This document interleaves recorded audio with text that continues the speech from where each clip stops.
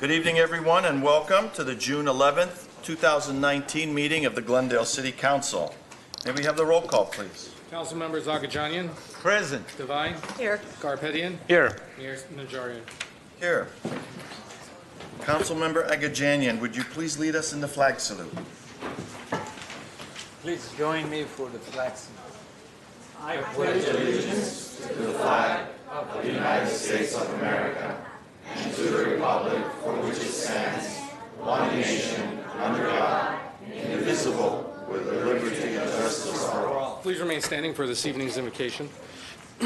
Tomorrow is Filipino Independence Day, marking the Declaration of Independence from years of Spanish colonial rule in the island nation. Since then, the relationship between Philippines and America has grown, and today the Filipino-American community is an integral part of the fabric of this nation of immigrants that continues to flourish because of each group that decides to make this great nation their home. The great labor activist and Filipino-American Philip Vera Cruz, who was a friend of Cesar Chavez and no less of a leader in the farm worker movement, had a few quotes that serve as our inspiration tonight. He said that education and knowledge are the power of the minorities in this country. And he went on to say that any movement must go beyond its leaders. Wise words from someone who fought hard for the rights of not only Filipino Americans but all immigrants. Let us pray this evening and remember the sacrifices and contributions that our Filipino brothers and sisters have made to our great nation, our state, and our jewel city. Let us pray for the continued prosperity of this city and the movements that we will create that will live beyond the leaders who created them. And lastly, let us pray for peace as we keep our brave men and women in mind who serve in our armed forces, defending our great nation and our liberties. We pray for peace at home and around the world and for love between people of all nations this evening and always. Amen. May we have the next item? The agenda for the June 11th, 2019 regular meeting of the Glendale City Council was posted on Thursday, June 6, 2019 on the bulletin board outside City Hall. Let's go to item 3. Presentation and appointments. 3A is the agenda preview for the meetings of Tuesday, June 18, 2019. Ms. Bierce? We will go to Mr. Tartalian, Mr. Mayor. Good evening, Mayor Najarian, members of the City Council. Next week, there are no items on the Glendale Housing Authority agenda, but there will be a special City Council meeting in the afternoon with one item from the Director of Community Development that would be request to enter into an exclusive negotiating agreement with Avalon Investment Company for preservation and development of the Rockhaven Sanitarium site.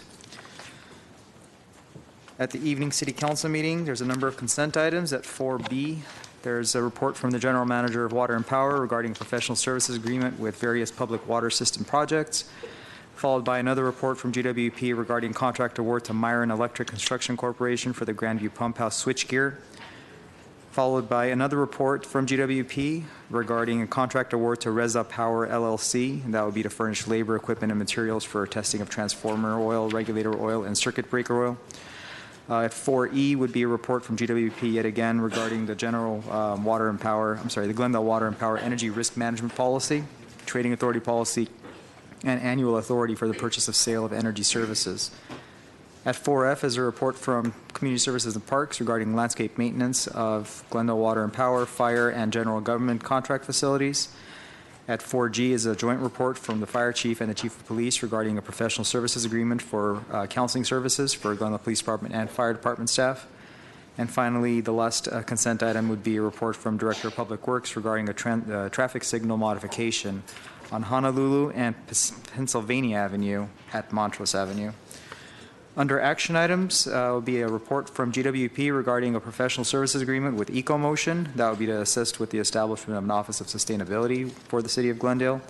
At 8B is a report from Public Works regarding a levy of annual assessment and preparation of the engineer's report for fiscal year 1920 on the San Fernando Road Corridor Landscape Maintenance District. At 8C is another report from Director of Public Works and Community Development regarding standards for landscaping and parkways. And the final action item that night would be a report from Public Works regarding parking facilities agreement with Glendale Community College for shared use of certain City of Glendale and Glendale Community College District parking facilities. Thank you. Before we go to item 3B, I'd like to invite former Mayor, Council Member Zari Sinanyan to the dais.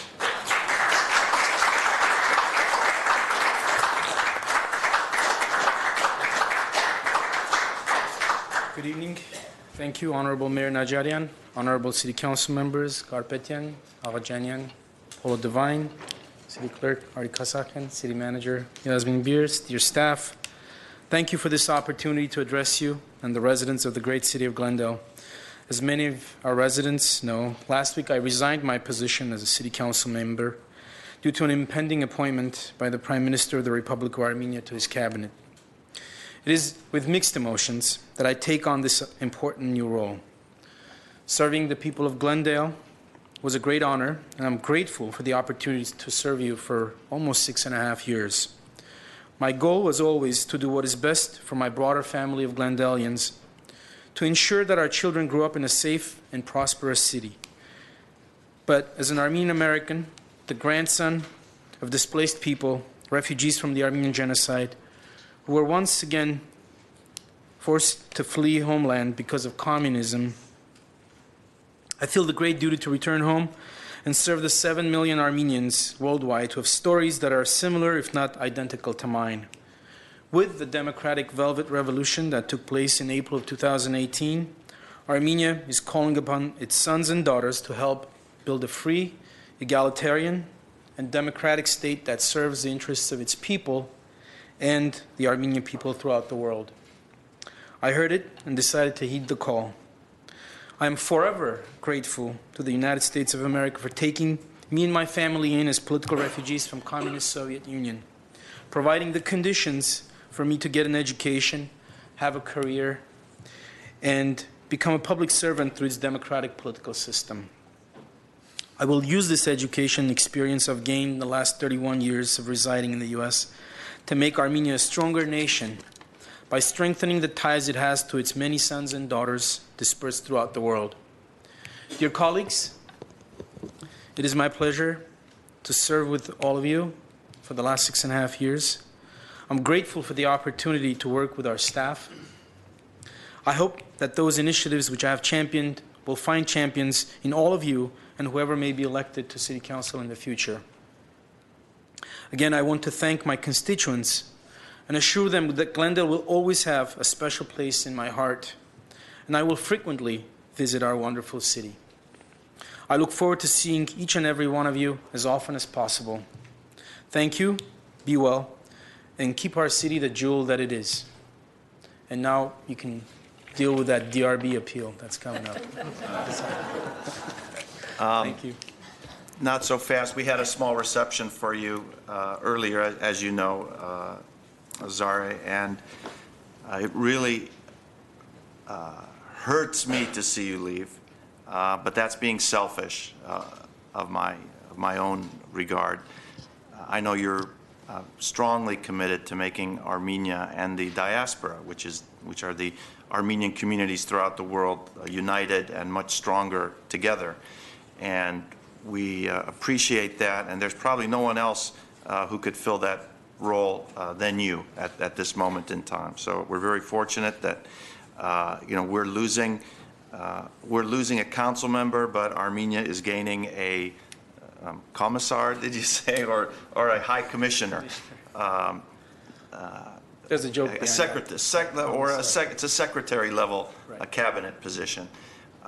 So we're very proud of you that you've gone on. We know you're going to carry the Glendale flag with you and bring to Armenia some of the principles that we hold so dearly in the United States. And as you mentioned, equality and democracy and fairness and honesty. And we look forward to that coming. And we all visit Armenia. We'll be there to see you.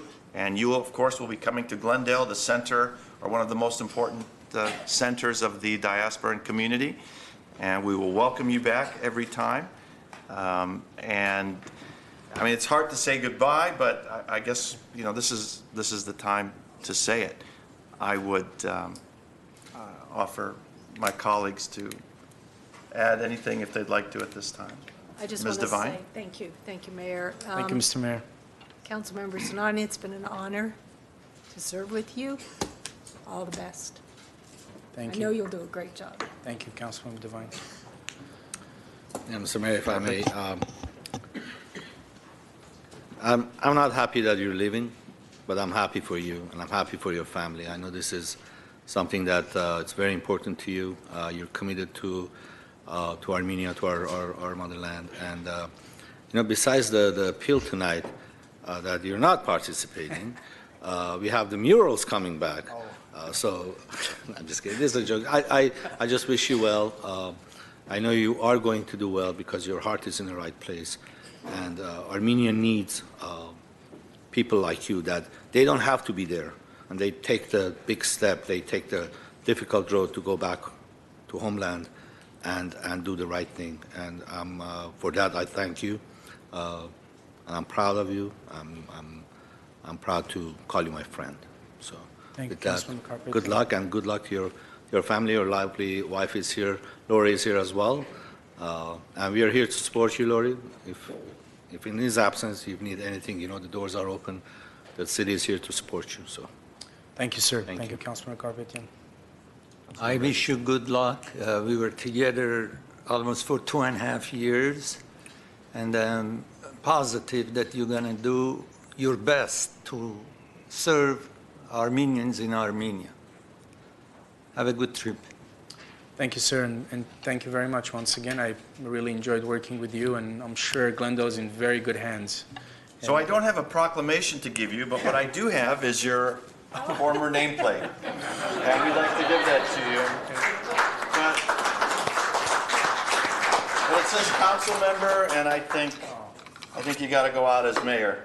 Thank you, sir. For this meeting. So let's all go down and take our last picture with Zara in the chamber.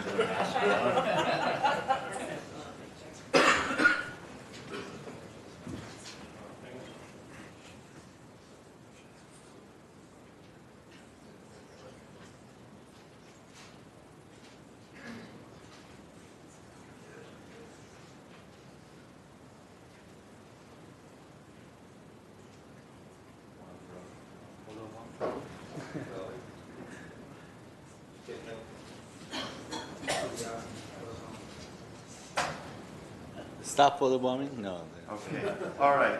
Thanks, Zara. Thank you. Take Back care. to yours.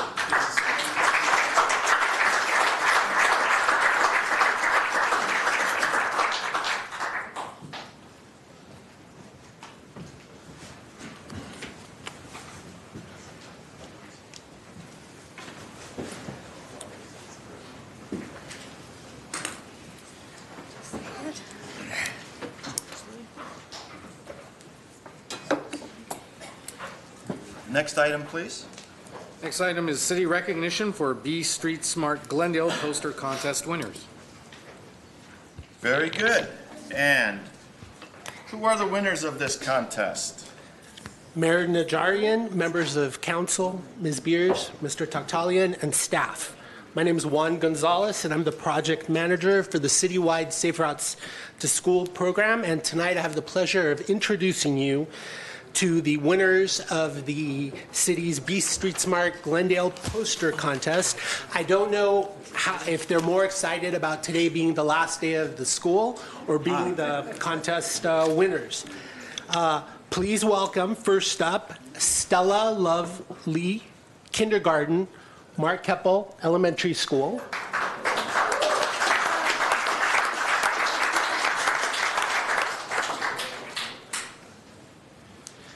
Caleb Lee, first grade, Benjamin Franklin Elementary School.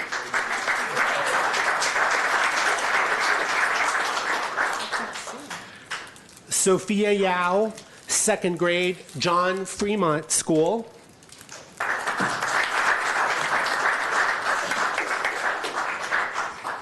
Arthur Babajunian, third grade, R.D. White Elementary School. Babajanian. Come on, Juan. Sorry. Get it right. Moving on, we have Ariana Megardikian, 5th grade, Balboa Elementary School. And last but not least, Angelina Asatrian, 6th grade, also from Balboa Elementary School.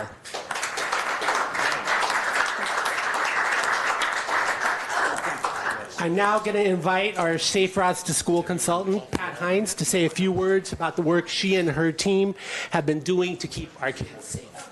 Oh. Good evening. Thanks for having us. As you can see, the kids here are a great representation of the commitment that schools and the city have had to traffic safety and safe routes to school. They will carry the banner on as the program continues, but being acknowledged by the City Council means a lot to them and introduces them to how government works. It also shows that their voice is heard. So again, I'd like to applaud their efforts and thank the City Council for all their support for safe routes to school. Well, we have certificates of merit that we'd all like to present to you, and a few little gifts from the council. That's very cute.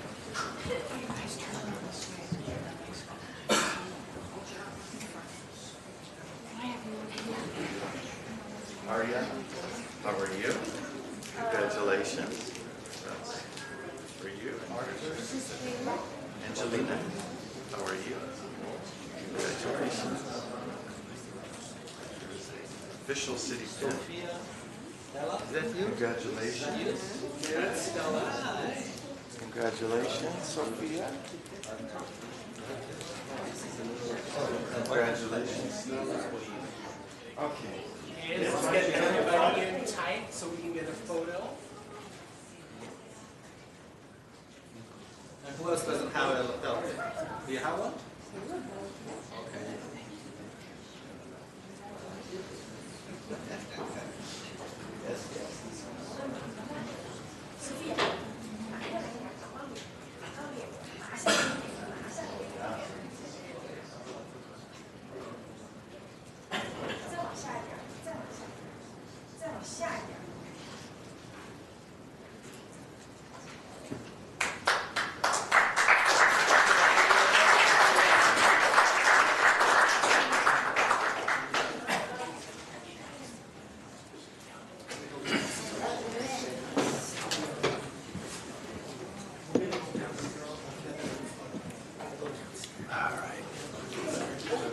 Thank you, parents, and thank you, kids, for your great artwork.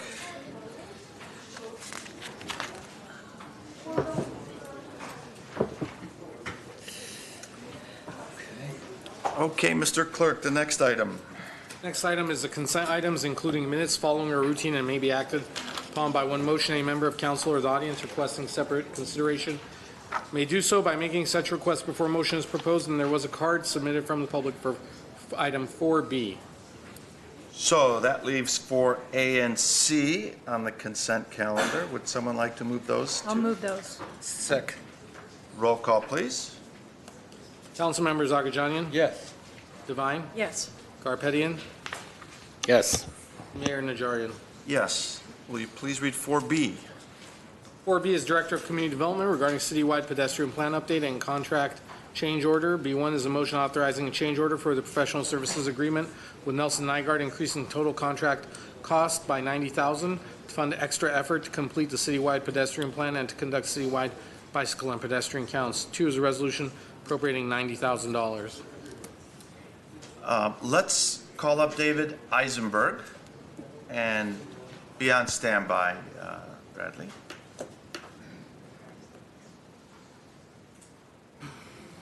Good evening, Mayor Najarian, council members. My name is David Eisenberg. I've lived in Glendale and been a homeowner since 1985. And you may recall last meeting I spoke with you about pedestrian safety. And I wanted to say I really appreciate the recognition that you gave to the children for the poster contest. I think this is a wonderful idea to get the message about pedestrian safety out. And I also wanted to commend you for considering to have a pedestrian plan the way you do. It's very well written, and I urge you to vote yes on the extra funding for this. I did want to talk a little bit about walking in Glendale and why Glendale is such a wonderful place to walk. We have, I think compared to other cities that I've seen, the largest number of historic homes, and we have the 7 historic districts. And this makes walking through Glendale quite a pleasure. So I also wanted to tie in, you have, it's later on in the agenda, but I don't want to have to speak twice. You have the consideration of the historic home at 1642 South Glendale. And this is one of the types of buildings that makes Glendale a pleasure to walk through, and I urge you to preserve this building. Thank you. Thank you. There are no other comments or questions. I'll move the item, Mr. Mayor. Second. Roll call? Council members Agajanian, Yes. Devine, Yes. Garpetian, Yes. Mayor Najarian. Yes. Next item, please. Next item is city council and staff comments. Ms. Devine. I have a couple. First, excuse me, I would like to make 2 nominations for appointments, one to the DRB and one to the Parking and Transportation Commission. First, for the Design Review Board, Chris Welch, and for the Parking and Transportation Commission, Artul Gupta. Thank you. Those will be on the agenda. Next week, thank you. Second, this is LGBTQ Pride Month, and it's celebrated every year. I'm terrible, I'm sorry. To honor the 1969 Stonewall riots in Manhattan. These riots were a tipping point for the gay liberation movement in the U.S., and just recently, on the eve of the 50th anniversary of the Stonewall riots, the NYPD issued an apology on behalf of the department for its officers' actions during that clash. I'm happy to recognize this month of June as Pride Month and hope that all Glendale residents will not ever discriminate against anyone because of their sexual orientation or identity. Such discrimination is unacceptable anywhere, including Glendale. And finally, I would ask my colleagues to adjourn tonight's meeting in memory of Wanda Bistain, a friend and a pillar of our community. She was a longtime resident of Glendale. Wanda was actively involved in the community, including Holy Family and Incarnation parishes, St. Joseph's Hospital Guild, Oakmont League Club, Cabrini Literary Guild, Glendale Kiwanis, Verdugo Mental Health Center, and I'm sure many others. She was named 1991 Glendale News Press Woman of Achievement, a nomination sponsored by Verdugo Mental Health Center for bringing the Glenn Roberts Child Studies Center to fruition. She and her family also received the Reaching for the Stars Award for Philanthropists of Distinction at the Glendale Community College 90th Anniversary Celebration. She also received several other proclamations recognizing her service to this community. Wanda grew up in Pittsburgh, not far from where I grew up, one of 6 girls, and graduated from Duquesne University School of Nursing. She served in the Army Nursing Corps during World War II as a first lieutenant, where she met and later married Tom. Wanda and Tom had 5 children: Kathy Roman, husband Rob, Bob, predeceased, and wife Tana, predeceased, Patty, predeceased, and her remaining sons and John and Chuck, and Chuck's wife Leslie. They have 7 grandsons, including Matt, Chris, Teal, Robert, Brian, Adam, and Alex. Archer was her first great-grandchild. She was, as I said, a friend who spoke truth to power, a philanthropist, and a pillar of our community, and she will be missed by many. Thank you, Mr. Mayor.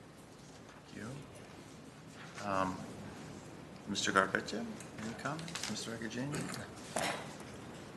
I want to follow up with your recognition of Pride Month, June is Pride Month, and it just so happens that Metro has a special edition tap card. It says Ride with Pride. So, in honor of June and the recognition raised by Ms. Devine, everyone in this audience shall receive a free tap card, a Ride with Pride tap card. Thank Metro, don't thank me. Your tax dollars at work. I'm going to hand this to the city clerk, and perhaps he or his staff can inconspicuously hand these out. And I hope this is enough. If not, I may have some more. And I have one announcement. I want to recognize my wife, Palmyra, who is serving as a news anchor for Univision in the Bay Area. And she won 3 Emmys this weekend at the annual awards ceremony. And she has is sacrificing a lot to be away from home, doing her profession in the Bay Area, but this recognition made it a little bit easier to do. And congratulations to Palmyra. She'll be back here soon. So that means I have to clean up the house and do all sorts of things. No more drinking milk out of the carton and all those other sort of stuff. But she'll be back soon in the community, and I wish her a speedy return here. Any comments from staff? Okay, let's move on to the next. Mr. Kasaki. We would like to make, and I know the next item on the agenda is the community announcements. So to bridge staff comments and community announcements, we do want to announce that there is a community meeting that's coming up June 13th. So that is this Thursday from 6 to 9 p.m. It is done by the County of Los Angeles in coordination with the City of Glendale City Clerk's Office and the Voting Solutions for All People project by the county. It'll be held at the Armenian Society of Los Angeles right here in downtown on 117 South Louise Street in their library room. And the purpose of this meeting is for the community to attend, provide their input as to locations that they would like to see as vote centers for the upcoming March 2020 election, which is a state primary, a presidential primary for California, but also includes our city elections for council, school board, and college board. This will be, I think, an interesting meeting for anyone who at this point has not attended one of the meetings that have taken place in the Glendale community and surrounding areas. We hope that people can attend, provide their input, learn about the changes, learn how the elections are changing, and tell their friends about it as well. Tell their friends, neighbors, coworkers. One of the main changes that is happening is people in Los Angeles County will be able to, through the new system, vote anywhere, not just in Glendale, and be able to vote their local ballot. But certainly we want to have enough accessible, prominent locations for our residents to be able to vote here, right here in Glendale. So this is their opportunity to come and voice their opinions and thoughts. Thank you. Thank you. And now entering the community event announcements. I do have several cards. Let's start with Kathy Yurka.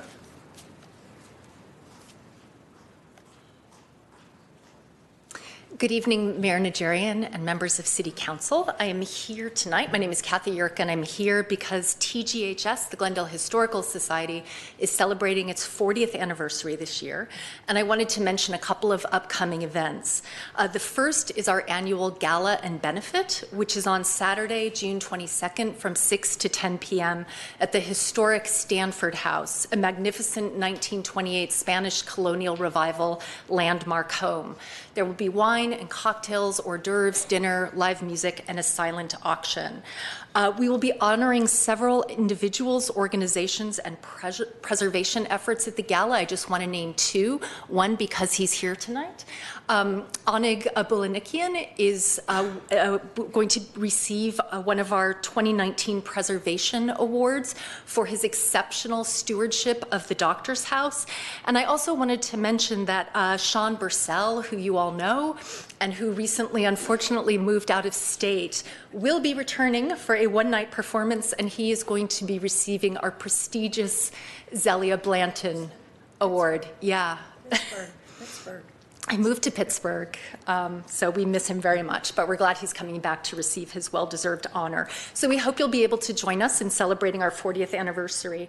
I also wanted to announce Thanks for the Memories at the Alex Theater on Saturday, July 13th at 7:30. This is a joint event with the Alex Film Society to celebrate Glendale's unique connection to Hollywood. With host Adam Ferber of Wait, Wait, Don't Tell Me, we will explore the studios and stars that called Glendale home, as well as paying tribute not only to the Alex, but to the many other theaters that once lined Brand Boulevard. Guest historians will guide the audience through the decades with film clips, shorts, and cartoons. There'll be live music and a lot of rare footage. So tickets for both the gala and Thanks for the Memories can be purchased at our website, glendalehistorical.org. Thank you. And what's the date of the gala again? The gala is Saturday, June 22nd. Very good. Thank you. Next speaker is Lior Alpern.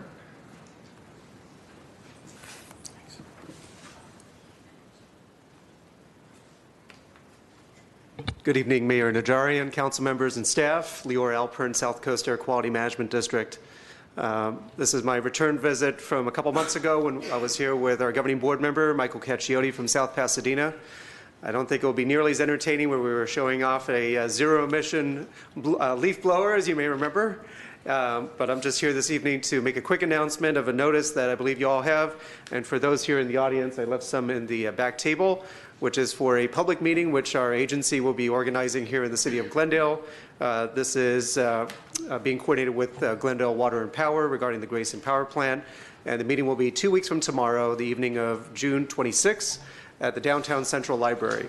The purpose of the meeting is to discuss a health risk assessment that was prepared by Glendale Water and Power in 2015, also an updated one. And so the preparation of these health risk assessments and public notifications such as these meetings are a regular part of the way our agency works and our rules. So I wanted to make this announcement so that everyone is aware that the meeting is taking place, primarily just to inform everybody in the community of what is occurring and an opportunity to answer questions. Thank you very much. The next speaker I have is Kathy Morphopoulos.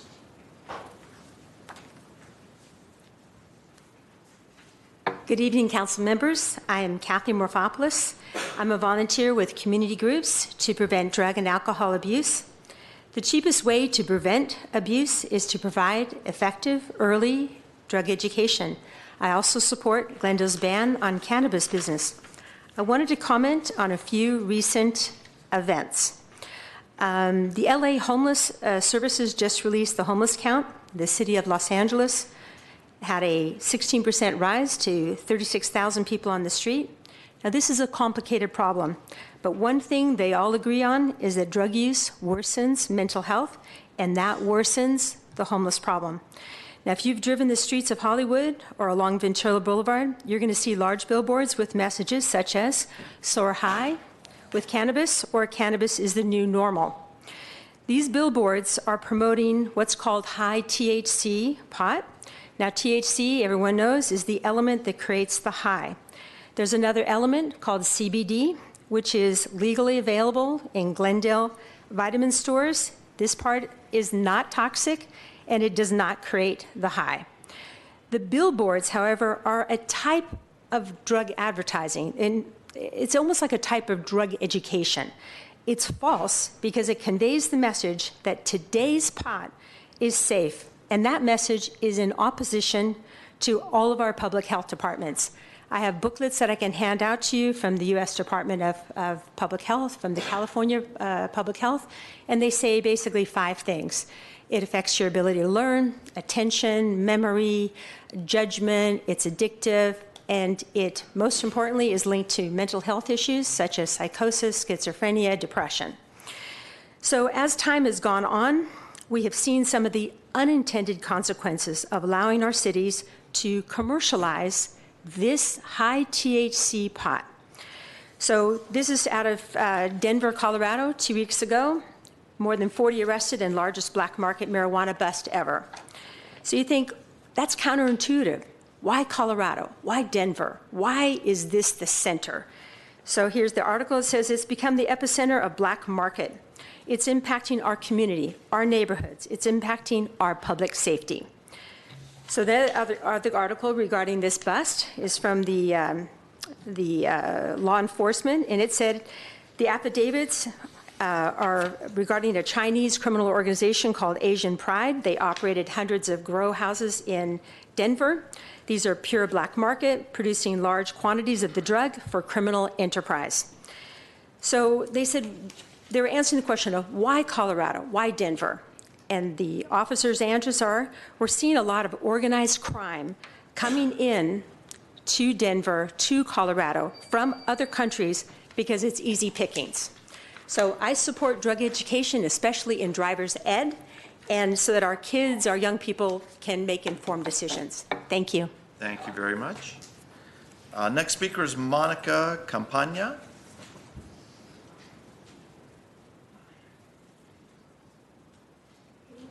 Good evening, Mayor Nygaard and City Council and City staff. It's nice to be here tonight to talk to you. First of all, I'd like to thank everyone on the dais who's been working behind the scenes to make some of the clean energy ideas that we've been bringing forth come to fruition, especially you, Mayor Nygaard, for reaching out to Mayor Garcetti's office and beginning that conversation about transmission access. In a few weeks, just a few weeks, we're going to have a decision before you that is going to change our future here in Glendale, and it'll be decisions about the investments we make and the timeline we will be working with and the history that we are going to make here in our city. Sorry to bring down the mood a little, but every day lately I've been just thinking about the tragedy that is facing our planet right now, and my family and the billions of people that call this place home. And to say that I'm terrified about what will happen if we don't cut our carbon emissions in these next 12 years is an understatement. I have plenty of other things I'd love to be doing right now, but this is the change that I can affect is right here in my hometown and with all of you, and you have that power to make this decision and make a great change for all of us here in our city. When the choice comes to you, I respectfully ask that you consider how urgent the situation is. I urge you to consider that even the 100% non-carbon emissions by 2045 goal that is way too far off and most likely will be moved up by state law. City after city here in California is pushing that timeline forward to 2030 or sooner. Santa Barbara, Goleta, Ojai, Ventura County, Oxnard, Thousand Oaks, Santa Monica, South Pasadena, Culver City, they've all got goals less than 2030 or 2030. And now we have more residents here than some of those places, maybe more challenges in some ways, but I certainly believe we can aspire to that 2030 timeline as well here in our city. I don't believe that any of you would like Glendale to be the last community in the entire state to build new gas. I just don't believe that. Investing in new gas at this point, before we have fully expired all of our other options, before we've put out another RFP for bids in two major areas, energy reduction, demand response, and efficiency. It wouldn't be prudent or right. Kick the can down the road, so to speak. That may offer the best option to continue to work on the exciting projects we have at our doorstep now and get comfortable with them and allow us time to work on the components that are lacking. Next week, I look forward to presenting some work I've done on my own and with the members of the Glendale Environmental Coalition. Last summer, we worked really hard to gather a large quantity of residents who will be interested in participating in a citywide residential virtual power plant. A VPP, as it is called, is a networked system of rooftop and parking lot solar connected to batteries that is controlled by GWP and can be tapped into during peak energy loads. And this is a project that is coming forward. Oh, darn. Okay, well, next week, to be continued. Thank you very much. I'm sorry, sir. I have a quick question. Yes, sir. You mentioned that Culver City, West LA, Yeah. West Hollywood, Yeah. all of the cities, they have a goal for 2030 or 2045, or You they know, have a roadmap, basically, to the how to Sierra- get to that point? That's a good question. Sierra Club had them down as 2019 for a clean energy goal. 2019. So I didn't mention that date because I'm like, well, maybe that won't be met. But it's definitely earlier than 2030. So I can do more research for you on that because that is a good I would question. really appreciate that. Yeah, If no problem at all. having a goal is something, and Right. getting there is something else. I Right. want to know if there is a way to A get there in roadmap, yeah. 2025, and Yeah. a roadmap to Yeah. physically get there, not just have the only ideas or the goals. How do Absolutely. we get to our goals or achieve our goals? That's Yeah. something that would be Absolutely, and they voted on it as city council members that they have that goal. So yes, the question then is, what is your roadmap? And yeah, I can find out about that more for next time. And I'm excited to present a project to you all that involves city schools and hospitals and nursing homes and how that could work together to supply power and also be great for emergency backup for us if we have an earthquake. So thank you all so much. Appreciate it. Thank you.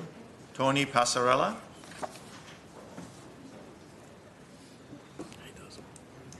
Yep. Sure. Let's just put it up anyways. Yeah, we'll wait for you to tell us.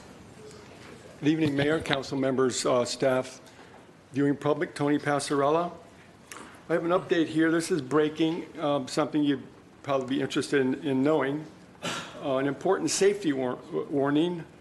Aomi, a electric scooter manufacturer in China, recently became aware of a safety issue with the MI electric scooter model M365, which is the same model that Bird purchased from Aomi, the Chinese plant. As it was determined that in a limited number of production units, a screw in the folding apparatus has the potential to come loose, causing the vertical component to break from the body while in use. There are 10,257 affected units.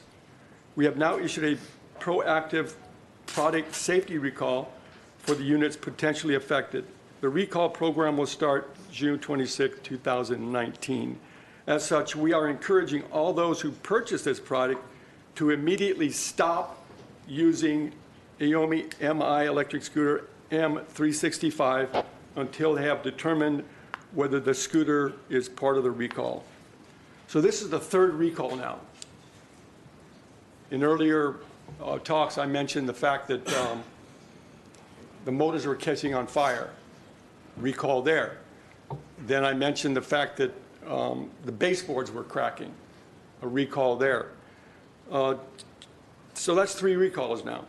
Just as a side note, Rafi Manukian's walking out and he greets me and he says, Tony, he says, thank you for what you're doing. He says, I've been downtown Los Angeles and it's utter insanity down there.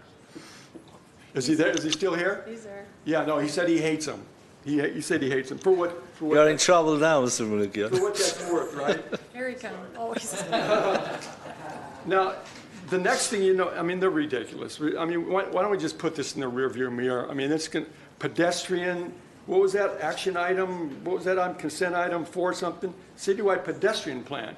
So you got a pedestrian plan, and then you want to put scooters in the mix? I've seen 9 scooters in Glendale. Every single one was on the sidewalk, riding on the sidewalk. Artie, could you show the slide? Next thing you know, they're going to want to use pogo sticks for micro mobility. Oh, as a matter of fact, yes, they are. U.S. News report: Kangaroo with a C, a Swedish startup, is jumping, pun intended, into the ever-growing micro-mobility market. While similar companies are focusing on bicycles and electric scooters, Kangaroo is introducing an alternative mode of transportation it calls both sustainable and joyful: pogo sticks. I mean, does it get any more ridiculous than that? Thank you. I mean, Mr. Passarella, we voted on this and you won, and do you want us to reconsider? And No, but I it's... mean, we Weren't voted. But weren't you waiting for AB 1112 to come back and I then? think we said that we may be superseded by state law. Right. But until then, council voted against. I realize that. So Okay. I'm just, Okay, good. I mean, okay. I don't have any other cards. Let's move on to the next item. Next item is action items. 8A is Director of Community Services and Parks regarding Glendale Heritage Park Fitness Equipment and Playground. A1 is a resolution dispensing with competitive bidding and authorizing purchasing Administrator to execute a purchase order in the amount of $43,461 to Greenfields Outdoor Fitness, Inc. for the purchase of outdoor fitness equipment. 2 is a resolution dispensing with competitive bidding and authorizing purchasing administrator to execute a purchase order in the amount of $77,983 plus a 10% contingency for an amount not to exceed $85,781 to Game Time for the purchase of installation of a new playground structure. Mr. Mayor, members yes. of the City Council, Mr. Bulanikian, Community Services and Parks Director, is available to answer any questions if you have any. We can also provide a presentation if that's what you would like. Otherwise, you have been briefed on this item, and we're here to answer any questions for you. So, I'm not sure there's an interest in the full report, but if I may summarize, at Heritage Park, which is the park behind our 1913 Craftsman home, ring a bell, everyone's going, uh-oh. We are upgrading our playground equipment with children's playground equipment as well as adult fitness equipment. Yes. All for the benefit of the community and the children.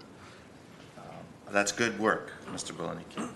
Is there questions or a motion? I'll move the item. Thank you, Ms. Devine. Second. Roll call, please. Councilmembers Agajanian, Yes. Devine, Yes.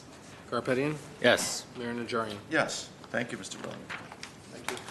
Let's go to the next one. Up with you again. Well, I think while he's up there, we should congratulate him on the award from the Historic Society for the Doctor's House. Congratulations, Mr. Gulani. Thank you, Mr. Bulanikian, for your hard work. And your duly deserved recognition.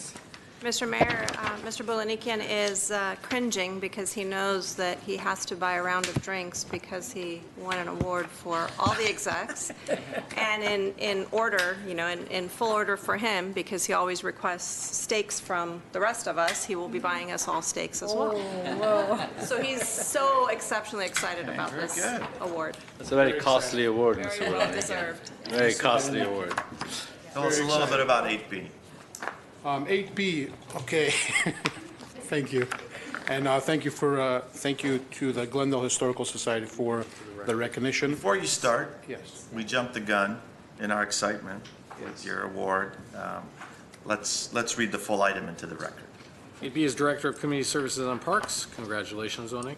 Thank you. Regarding sole source contract for seasonal installation and turnkey operation of an ice skating rink.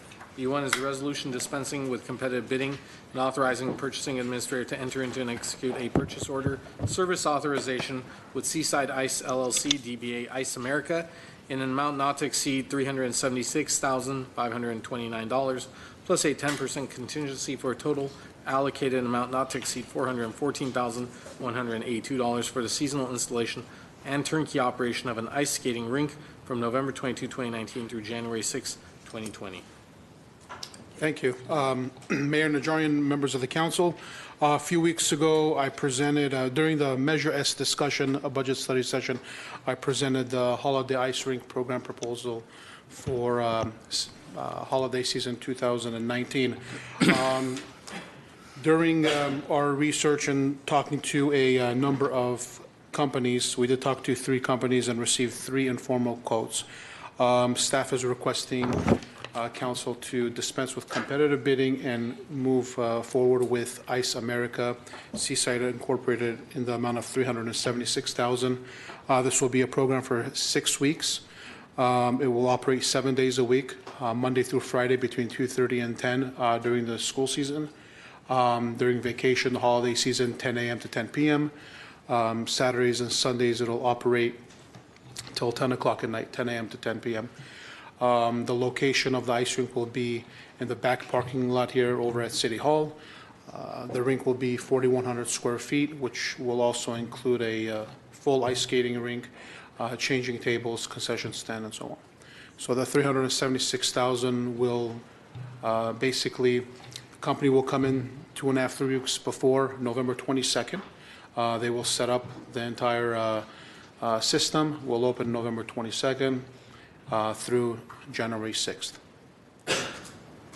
there are any questions, I'll be more than happy. One other thing I want to add is the revenue. We're estimating $150,000 in revenue, which will be kept by the city. Ms. Devine? Yes. I asked this during our briefing, and I know that council doesn't like to compare other cities, however, with Glendale. However, Burbank does have an ice skating rink, and I had asked for how long is their duration, how much is the cost to them, how many participants have they had, and what did they charge the skaters, and how much was their recoupment? The City of Burbank one is sponsored by the Downtown Burbank Partnership. So the only general fund money that is used is for the electrical upgrade and giving the company the parking lot in back of City Hall. They charge $5,000 for the parking lot, but the Burbank Partnership, the businesses in that area, they sponsor the event. They put in between $95,000 to $225,000 per year. It's a 3.5 week ice rink operation. 3.5 weeks? 3.5 week. They charge between $16 to $20 per skater, but it's a different agreement that they have. The revenue is kept by the company. Ice America keeps the revenue, and they get between 13 to 18,000 skaters per season. Per season, for 3.5 weeks? 3.5 weeks, yes. Okay, but their downtown district pays? Downtown they Burbank give a Partnership, grant. They give a yes. grant. Okay, I just, I'm still kind of mulling over that $500,000 for an ice skating rink. It just kind of boggles the mind. So you're expecting, then they get, how many for that 6 weeks, did you say? 16,000? I'm sorry? many- 13 to how many? 18,000. The 13. first year they got 13,000. Last year was 18. 18, okay, because. So every year it increases. Okay, because the performance says between 16 and 17,000. I'm sorry, this is City of Burbank. Yes. Our yes, yes. I performance was looking between for that. 16 to 18,000, Okay, all yes. right, thank you. Mr. Garbettian? Yes, how long have they had the ice skating rink? in I Burbank? believe since. How many two- years? Burbank? Yeah. 2013, I believe. Started in 2013, 13, so yeah. five, 6 years. years. Yes, yes. Okay, I think this may be a little hint to our DGA.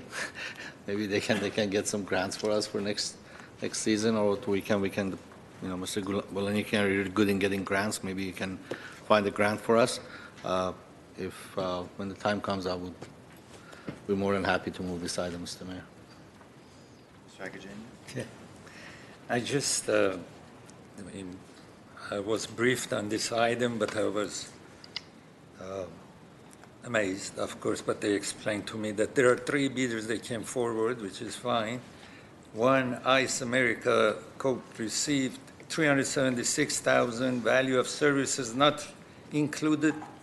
They wrote 0 for total cost of $376,529. There's another company, Ice Rink Events. They gave the number $275,392, and then they added value services not included $113,000, and the third company gave a price of $450,500, and then value of services not included for $58,000. When you look at these numbers, it shows that these people clearly did not understand what they are bidding on. Of course, I don't have problem with this item. Ice America is fine with me that it has been suggested, but I want to have a situation that next time they get better idea that what they are bidding on. To me, as an engineer who did this before, it shows that these people, they didn't know clear what they are bidding on, or what they have to bid on was not absolutely clear to them. But I was told that there is no time, and they rushed this through because we need it for coming in winter, I guess, which I'm fine with it. But I just want to make sure that next time we'll be more careful. Thank you. Thank you. I do have a speaker card from Mike Mohill.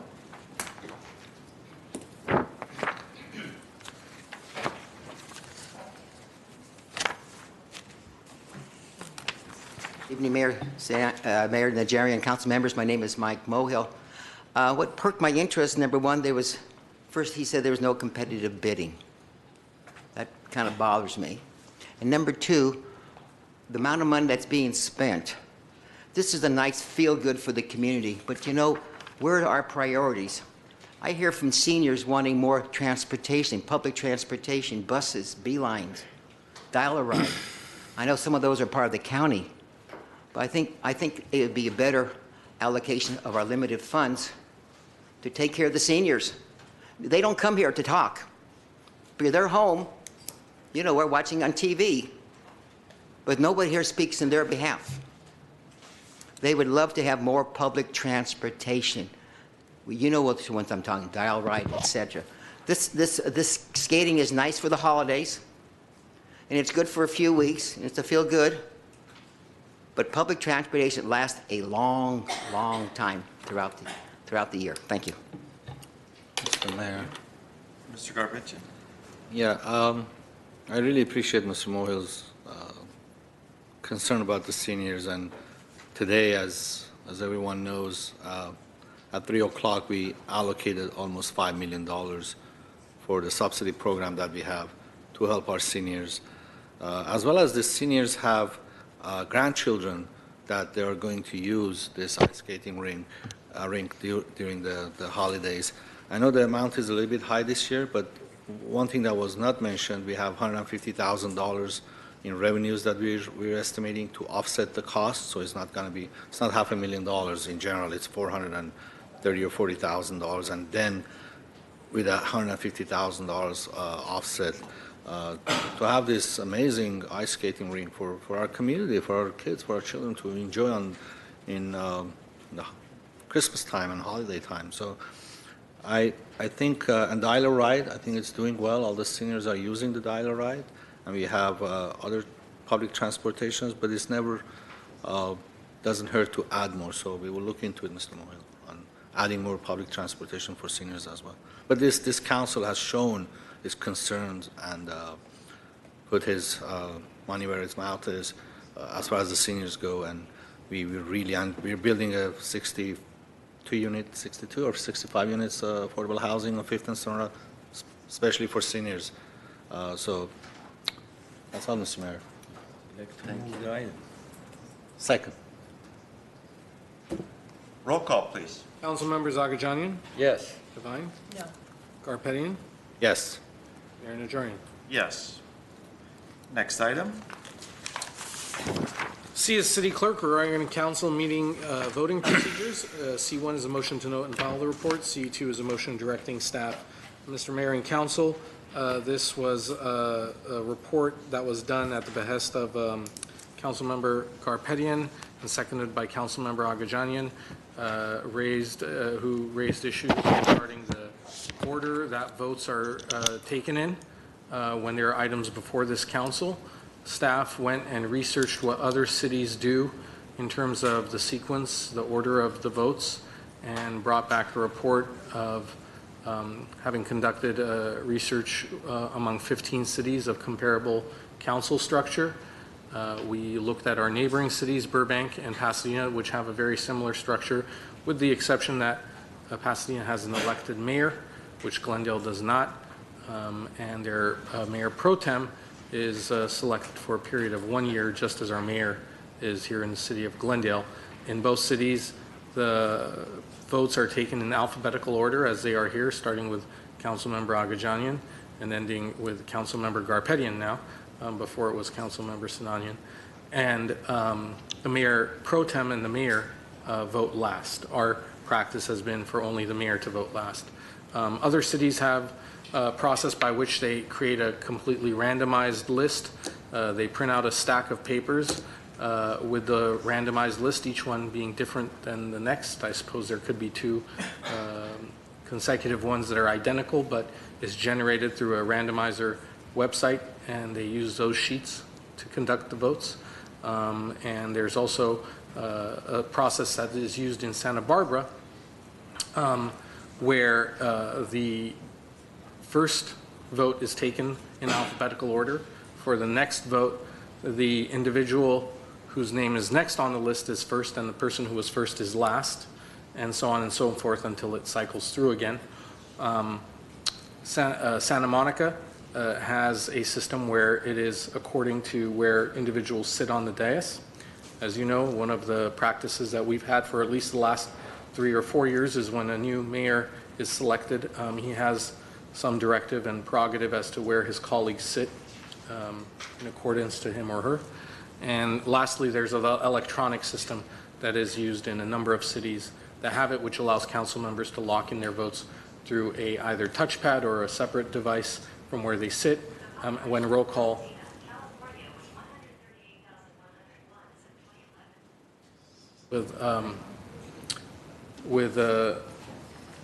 pardon me for losing my train of thought. It's you will have either a touch screen or a device that'll allow you to vote, and then that vote will be displayed or will be read into the record either by the chair or the parliamentarian, the city clerk, who is helping run that meeting. So there is really no staff recommendation. It's entirely up to the council as to which method you choose. We hope that even in conversations with staff in the city manager's office and with our public works division, we feel that we can even have an electronic version within the next, ideally 6 months, possibly no less than within a year.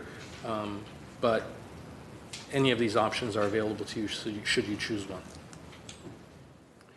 Okay. Please explain to me what the problem is, so I can formulate perhaps what the best way to go is. Mr. Garpetian. Thank you, Mr. Mayor. There is not a problem. I think it was just kind of, I don't think it's really was a fair way. We sit in different boards and commissions overall, and they all have different ways of voting. I don't think it was fair that one council member would go first every time, and he's giving me a big smile, and the rest, or me in this case, will go last every time. So for next few months, I think we can find a solution for this. It's not a problem, but it's an issue.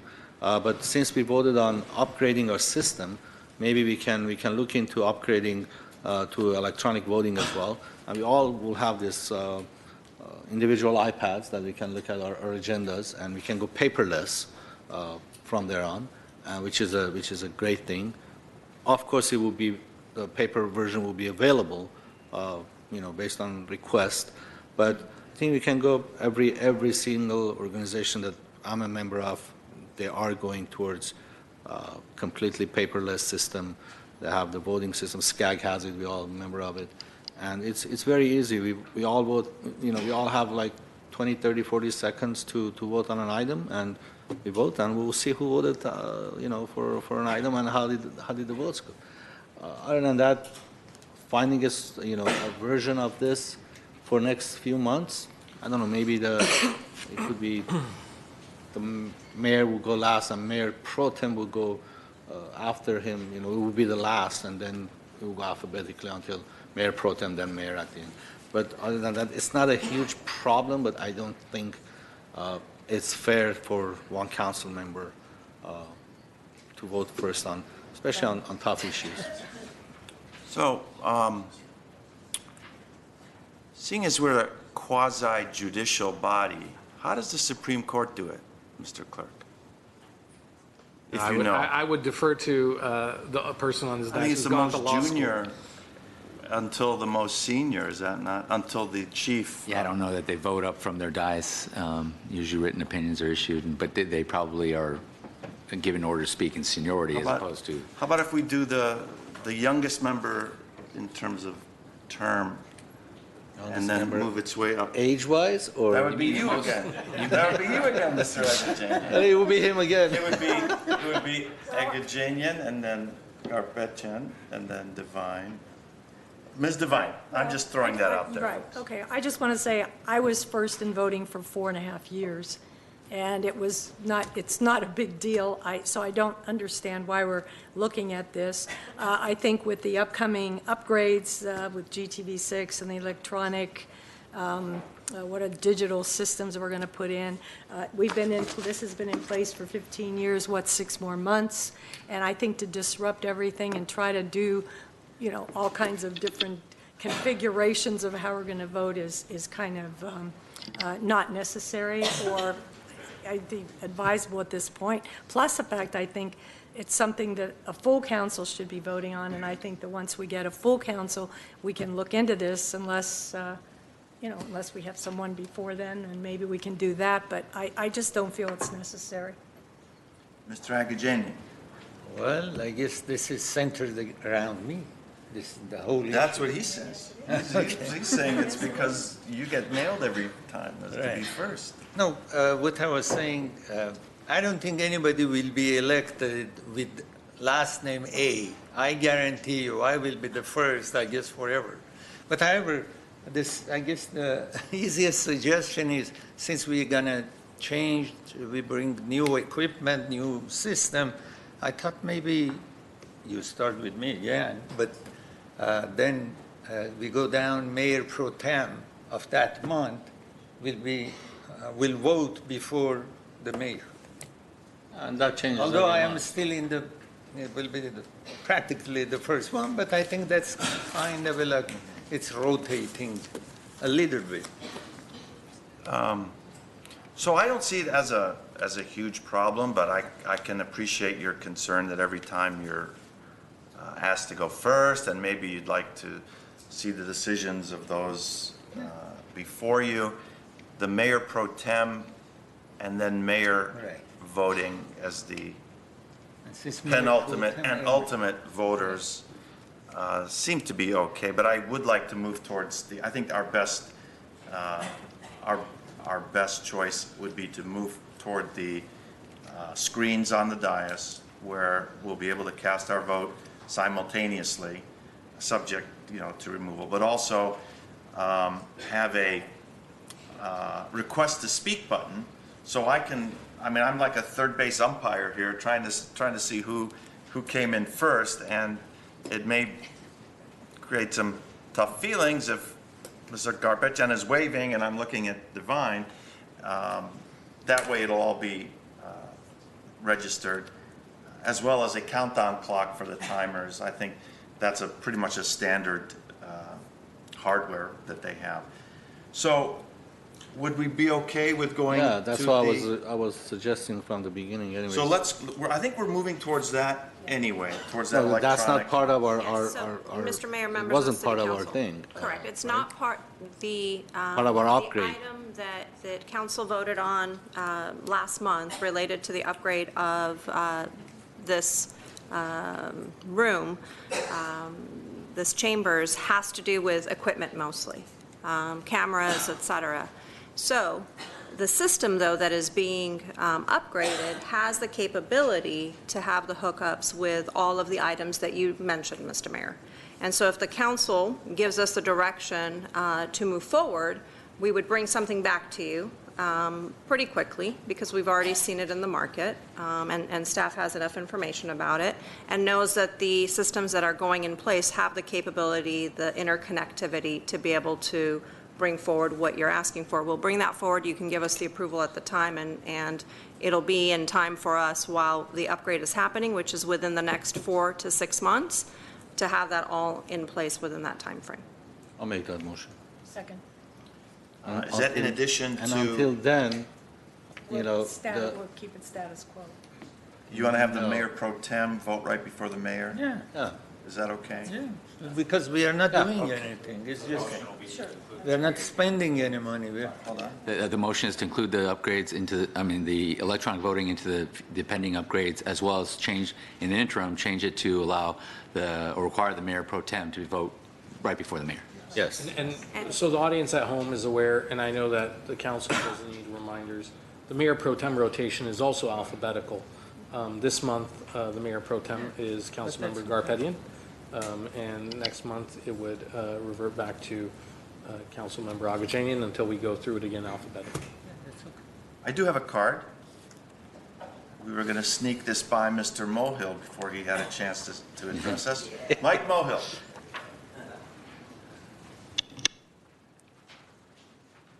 Evening, council members. My name is Mike Mohill.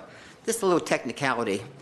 And all due respect to our city clerk, Artie Kasassian, and our council members. You know, why do you always compare us to Burbank, which has a population of 104,000 people,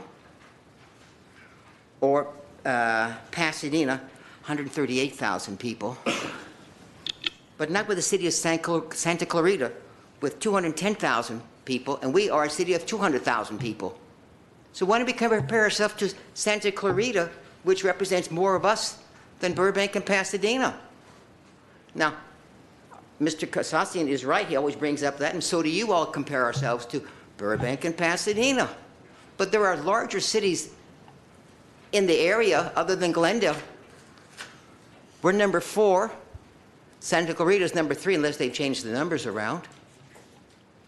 So, Want to compare Long Beach? I don't know, but just, but why always? Mr. Mohill, I'm happy to answer that question. Sure. The reason was because of similarity in the council structure. Okay. There are cities that elect their, at least in the case of Glendale, it's because of the size, and Burbank, it's because we have 5 council members.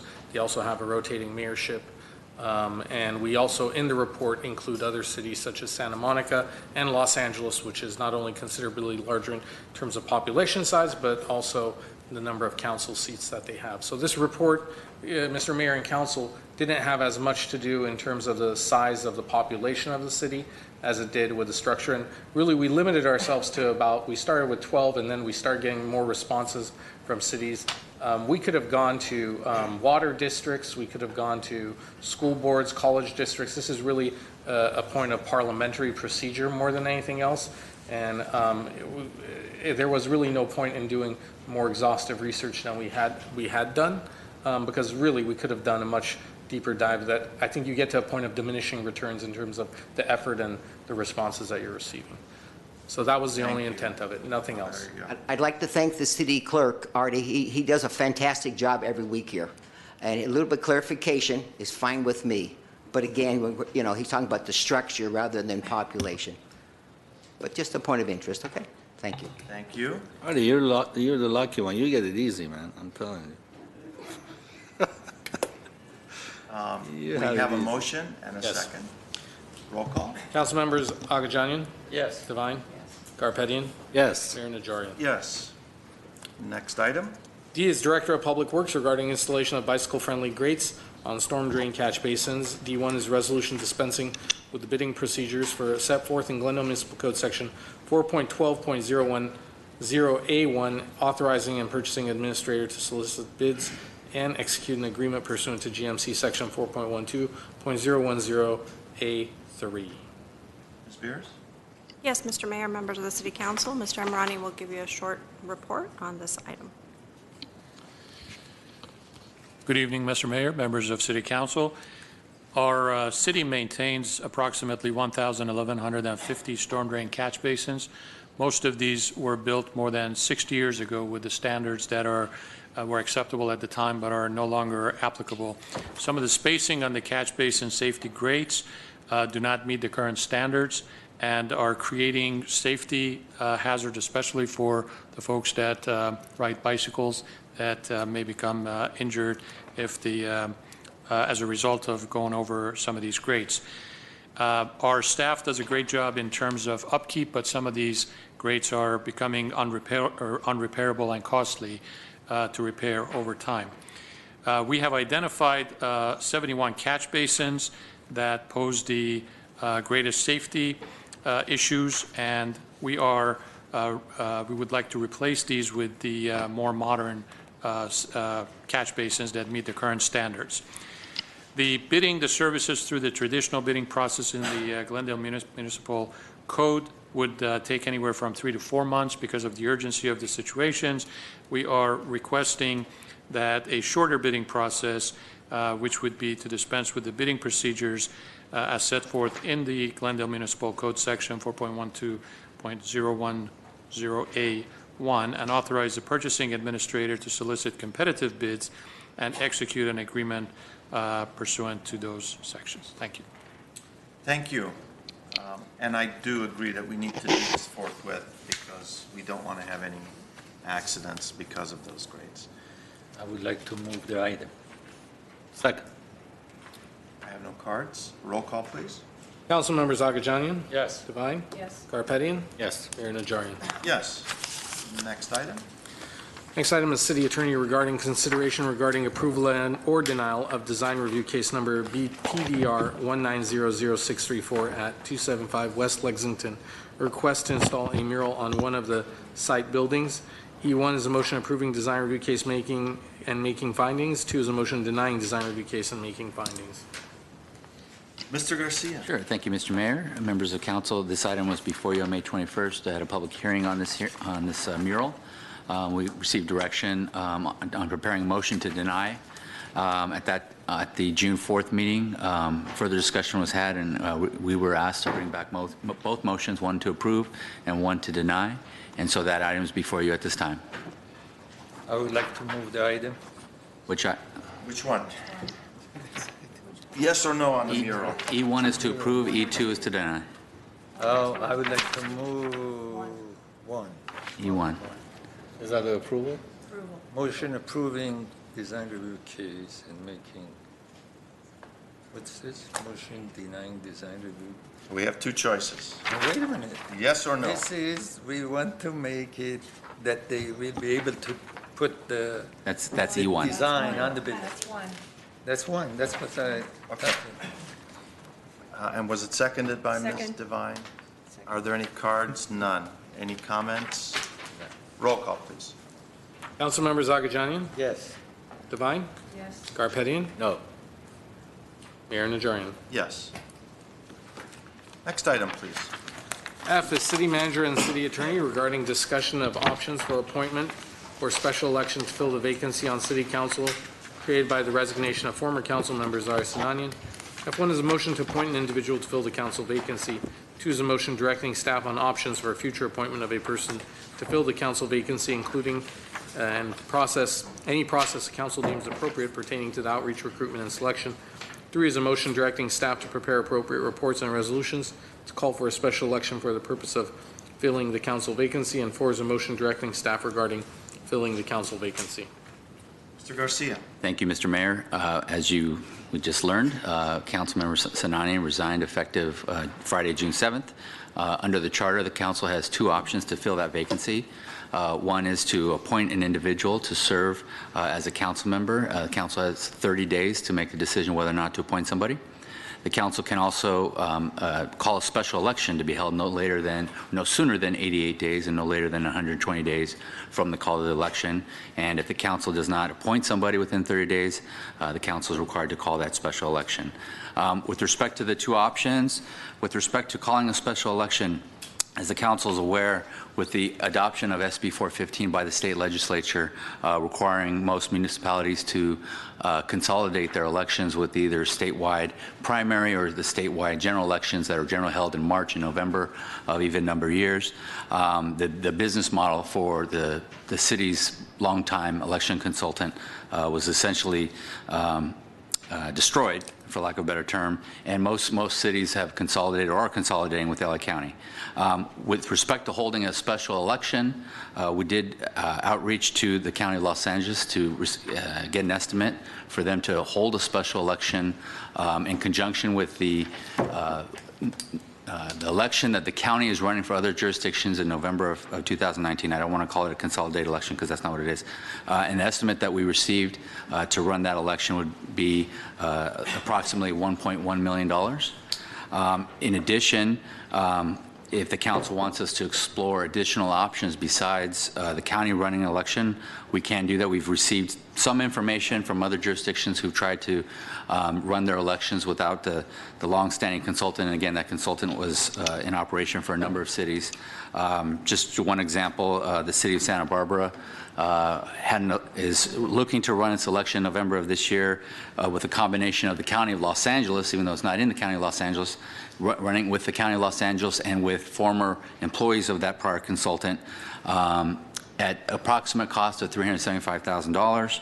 Santa Barbara is half of our population. The voter registration is about half of our voter registration, and that election will be an all-mail ballot election. So if the council wants us to provide more information on trying to get other options, we will do that, provide your direction. I anticipate that it'll be a mix of options, such as what Santa Barbara is doing in terms of running the operation if you're not going solely with Los Angeles County.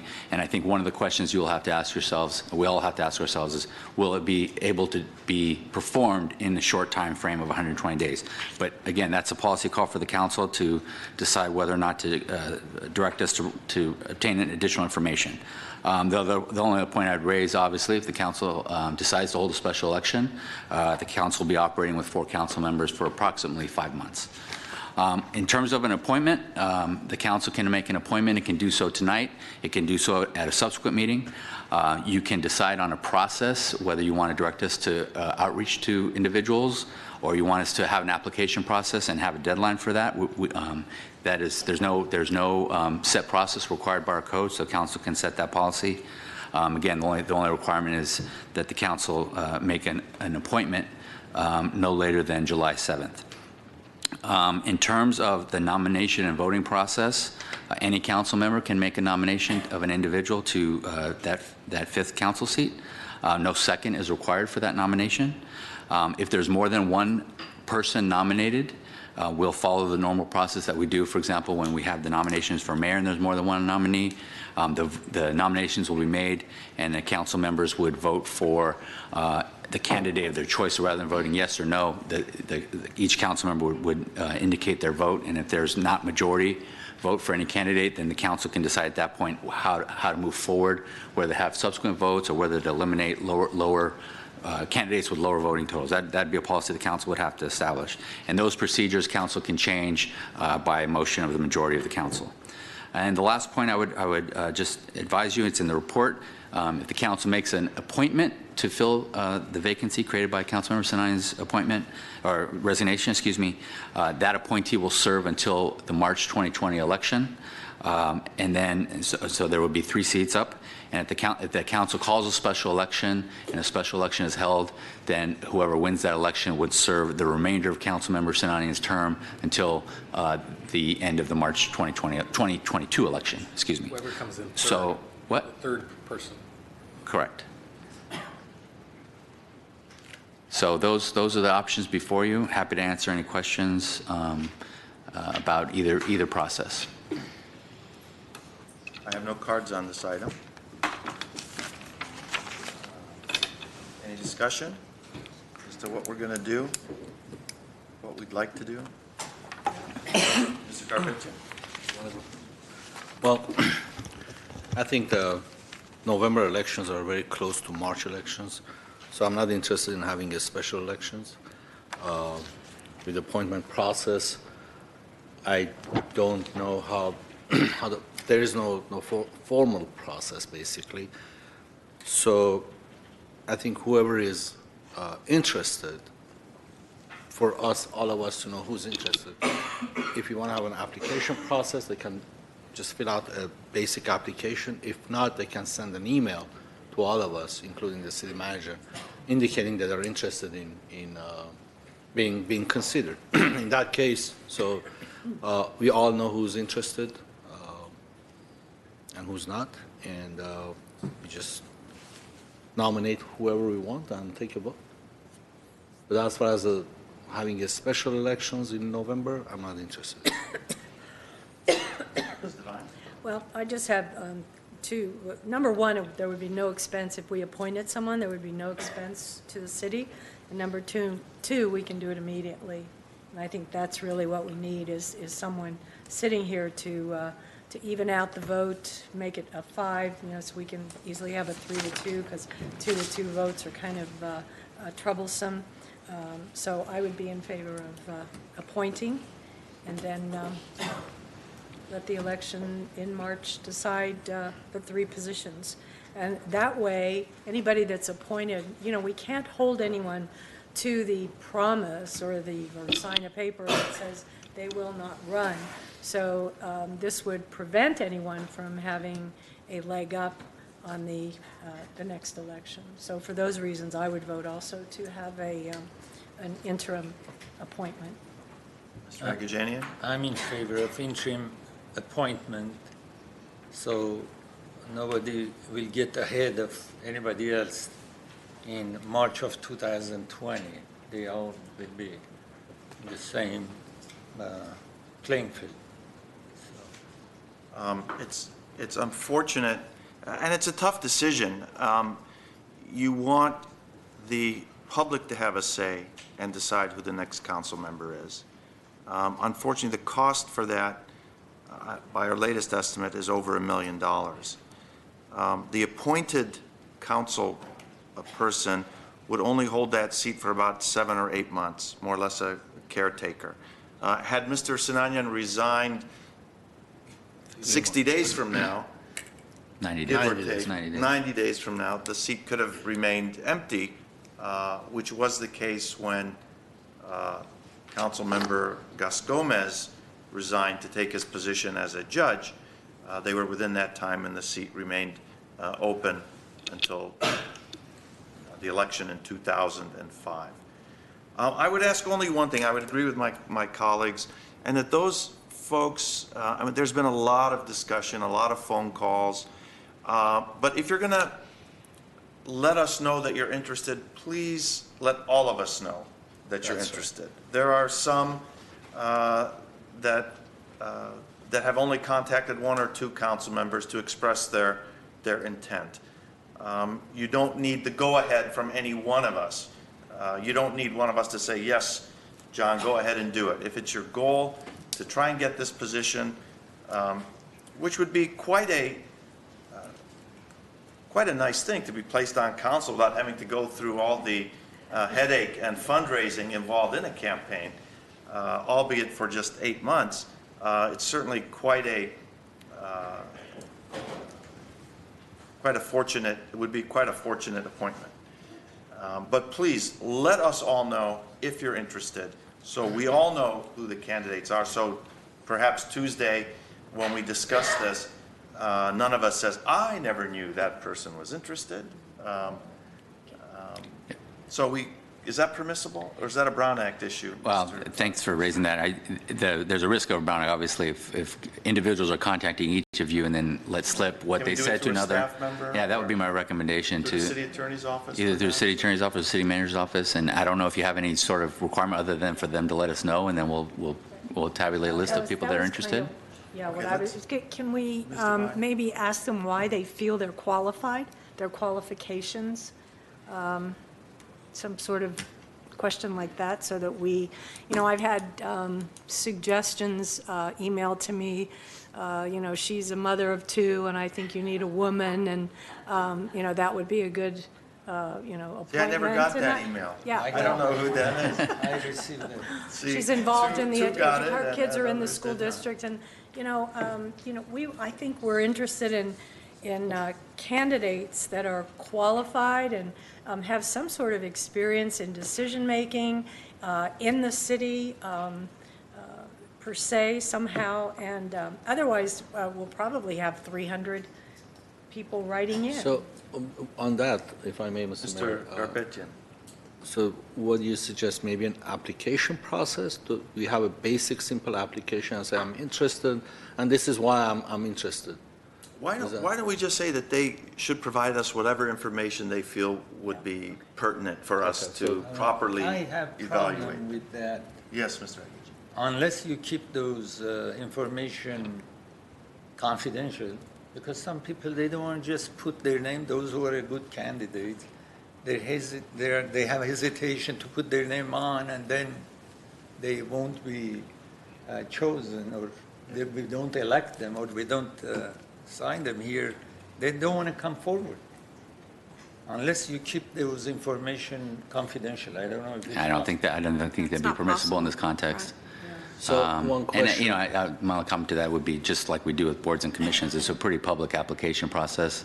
I think just from the timing perspective, if you're looking, for example, to make a decision as early as next week, rather than have us have to prepare an application and get that out to folks, it probably would be a little bit more straightforward to say anybody who is interested to contact whether you designate me or Ms. Beers, and just with a short statement or however a statement on your qualifications, and they can make that as short or as long as they want, and then the council will get all that information and forward it to council as part of the process. By way of an email, Mr. Mayor, members of the city council, that way we have a Yeah, record absolutely. of it. So give us an email. Sure, right now? You want your Yeah, personal email? no, it's not personal, it's public. mjgarcia@glendaleca.gov, and we'll put, mjgarcia@glendaleca.gov. Mr. Carpet. Yes, so I think next week will be stretching. It's such a short period of time for people to send their information in, for us to review everything and decide. So I don't think we can make a decision next week. When is our deadline? July 7th? So the Maybe towards the deadline end of is the month? July 7th. So we have enough time to review the applications. And As you know, or Mr. Mayor, members of the City request. Council, we don't have a council meeting on June 25th and July 2nd. And there are some vacations that are planned during that period of time from the dais. We can have a special meeting after the 18th meeting, which is next week, so we can have it prior to the 25th, if that is what council's desire is. Our suggestion would be to give a timeline, as you have suggested, in terms of applicants letting us know that they're interested in the appointment by maybe, Friday of this week or Thursday of this week, if you wanted to have the opportunity to have the discussion on Tuesday, the 18th. Or Monday, maybe by Monday. Or even by Monday. And then we can schedule a special meeting after that for the city council to have a conversation regarding that matter yeah, prior if you to- decide you're not ready to make that decision Correct. next week. Correct. No, I Prior don't to think the I will be ready 25th. for next week, so I don't want to just we have other business to take care of as well. But Let me just state that my planned, prepaid, Correct. pre-booked vacation takes me out of the country Friday of next week. And I will not return until after this 30-day deadline has passed. So that would, as long as we schedule anything from Tuesday of next week to Friday of next week, I'm okay with it. Otherwise, I think we're going to be dealing with a short council. It's up to the pleasure of the council. We can schedule a meeting on the 19th or the 20th, or the 21st of June. And, Mr. Mayor, my feeling is the rapidity that these applicants are emailing us, I think that if we move it, if we have the time limit to, let's say, Monday, we'll certainly have, because those that are interested are really interested, and they'll be on this, and they'll have their names in, their applications in, their statements in by Monday, and then we can make our decision before the mayor leaves. so you're Leaving on 21st? 21st will be my last business day in California until after this July 7th. long vacation, Mr. Mayor. I've worked so hard this year, I want you to know, I need a vacation. That's all. The council members cannot take more than 1 week off. So Friday, 21st is okay in the morning? At 10 a.m. for a special meeting? I'm okay with that at this point.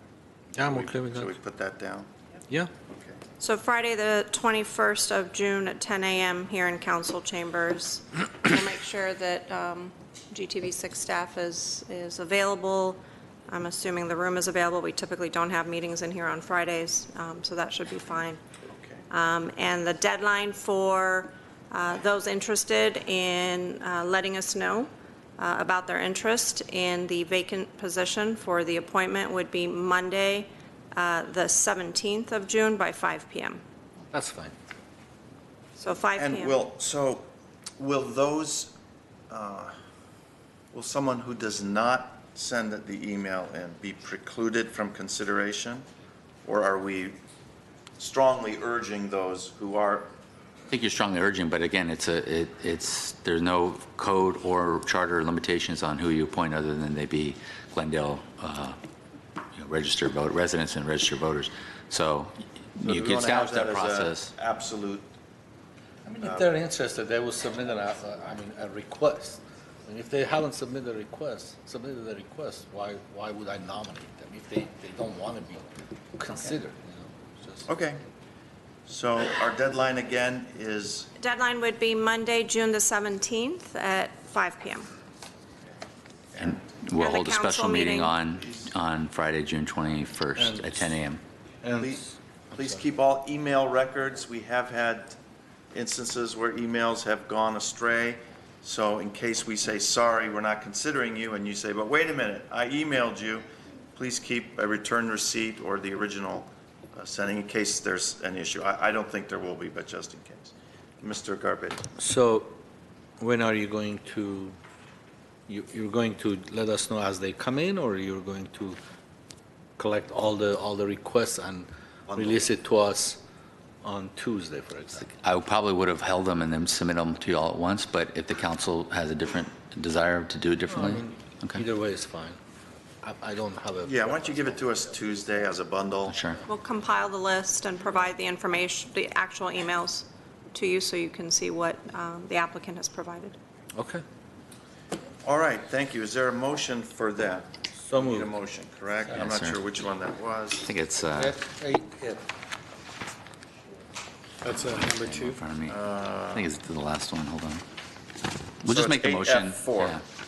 Yeah, 8F4 with the, those two provisions.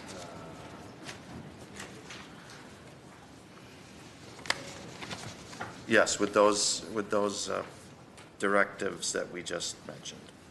Is there a motion? Yeah. Second? Second, Ms. Devine? No, I thought. Oh, second, Mr. I Garbett? made the motion. See, Yeah, oh, he- yeah, well, he that's the did, other and thing then those he touch did. screens do, is Yeah. it shows you who made the motion and who seconded He it. made the motion. So we avoid this That's okay. sometimes awkward moments where, roll call, please. Council members Agajanian, Yes. Devine, Yes. Garpetian, Yes. Mayor Najarian. Yes. Next item, please. Item 9 is a hearing. 9A is Director of Community Development regarding public hearing regarding an appeal of the Community Development Director's California Environmental Quality Act CEQA determination that the proposed demolition of the existing 2 single-family dwellings and the detached garage accessory building at 1642 South Central Avenue, demolition permit application number PDP RV 1821880, will result in a substantial adverse change in the significance of historic resources as defined by CEQA, such that preparation of an environmental impact report is required. A1 is a motion sustaining CEQA determination made by the Director of Community Development to require an EIR. 2 is a motion reversing CEQA determination made by Director of Community Development. And this is a public hearing. Thank you. I'd like to open the public hearing with a statement, and a few weeks ago, perhaps it was at my initial comments as mayor, I indicated I wanted a greater level of transparency on the dais when we vote or consider items, agenda items. So I would like to disclose that the appellant, Levon Filian, is a very good family friend of mine. Mr. Filian was a donor to my, at least one of my campaigns, perhaps 2 campaigns going back. That disclosure, I do not believe would cause for a recusal, Mr. Garcia. As long as you can base your decision on the facts and the record. And I will base my decision on the facts and the record, but I'm hoping that as we go forward and deal with other issues before this council, that my colleagues feel free to make such disclosures and let those issues be known. And just for the record, that doesn't disqualify you from participating either, because it doesn't, under our campaign finance ordinance, doesn't require recusal. I just want that for the record. Right. The donation was not made within a year. within the past year. So, yes. On that note, I just want to disclose to public that I was asked by the applicant to meet with them, and I met with them in the city with our Director of not Public Works. I was looking at you when I said that. Community Development, Mr. Lanzafame. I had a meeting with them yesterday, and I heard what they had to say about their project today. So, Okay, thank you. I met with the applicant, and they explained to me what the project is. Thank you. Ms. Devine? No disclosure. Does that make Didn't you meet feel with better? anybody. Because that you've disclosed these things and I that can they're feel out it. I there can and feel everything the- is transparent. So let's start with the presentation. Dennis Thank Joe. Dennis Joe. Thank you, Mr. Mayor and members of the council. Next item before you is the demolition clearance application for a property located at 1642 South Central. The appellant's request to the City Council is to overturn the Community Development Director's decision to require further environmental review. The project involves a demolition clearance application on a property that has 2 single-family dwellings and a accessory structure on the property. The project is generally located in South Glendale, as you can see on the slide here on this map. It's on the southeast corner of South Central Avenue and Gardena Avenue. It's located in the SFMU zone and surrounded by IMUR properties as well as the transportation zone. This is an aerial photograph of the site. It's surrounded by industrial properties to the north as well as to the northwest, dwellings to the southeast, and the Glendale Transit Center to the southwest. This slide here is a photo of the subject property. On the right, you have photographs of the project site taken from Central. On the left-hand side is a key of where these photographs were taken. So the arrows on the key correspond to the outline of the photographs on the right. So on the top is outlined in red, and this is taken directly from Central, or from South Central. Turning the corner and on Gardena Avenue, on the top right, outlined in red, this is the street side facade of the subject property. And on the lower right-hand corner is the other single-family home that's on the property that was constructed approximately 1922. The last photograph here is the accessory structure on the property. As previously mentioned before, this property is generally located in the South Glendale. As you may recall, in South Glendale, a community plan was drafted. As part of the community plan, a survey was conducted of the area, which identified the property as 5S3, which means it's eligible for the Glendale register. Bringing it into the current application right now, a demolition clearance application was submitted, and it was coupled with a historic assessment, which was conducted by ESA. And the ESA assessment concluded that subject property has a status code of 6Z, which means it's ineligible for the Glendale register. I'm going to briefly hand this off to our Yvette Nukian from our City Attorney's Office to talk about CEQA. Good evening, Mayor Najarian and members of council. The reason I'm briefly interrupting Mr. Joe's presentation is just to give you a brief reminder of the CEQA obligations in this case. So the applicant has proposed to demolish this property, and this property has been identified on the South Glendale Community Plan Survey, Historic Resource Survey conducted by HRG that the council adopted in 2018. And CEQA requires that anytime there's a potential adverse, substantial adverse effect on a historic resource, that the city make a determination early on whether a property is historic or not. And there's 3 types of historic resources. There are resources that are listed on national, state, or local registers, and those are mandatory historic resources that the city almost has no choice but to designate as a, or under CEQA defined to be a historic resource. There are presumptive historic resources, and those are properties that have been listed in a survey, and surveys have to be already sent or will be sent to the State Office of Historic Preservation. As a certified local government, which Glendale has been, the city of Glendale has been since 1988, We are obligated, we did do a little bit of research into our obligations as a certified local government, and it turns out we do have to send each survey, that we do have an obligation. We have an agreement with the state as a certified local government to send each survey that we do to the state. So we believe now that that survey will inevitably have to be sent to the state.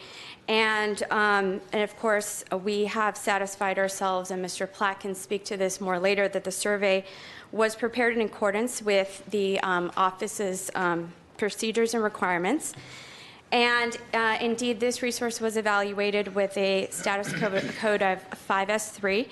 And so we meet the requirements for the survey. So what this means is that this property was determined by the Director of Community Development and is a presumptive historic resource, which means that it's presumed historic unless the applicant can show by a preponderance of the evidence, and that will be your job to judge that it's not a resource.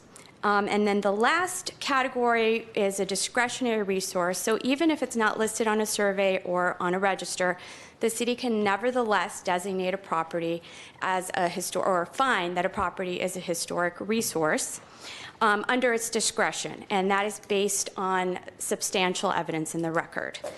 And with that, that's just a really broad overview of CEQA, and I'm available for further questions if needed, and I'll hand it back to Mr. Joe now.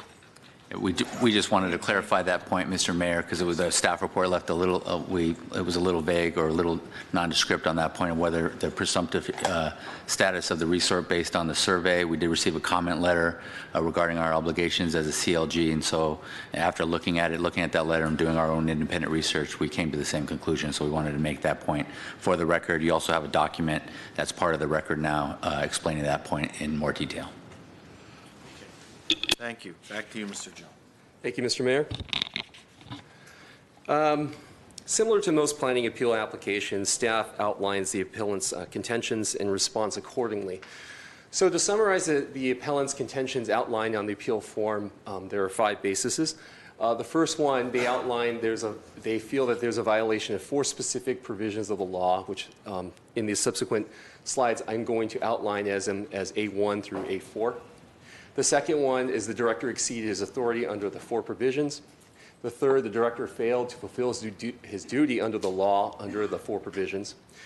The fourth one, director refused to hear or consider certain facts. And the last one, the evidence before the director was insufficient or inadequate to support the determination.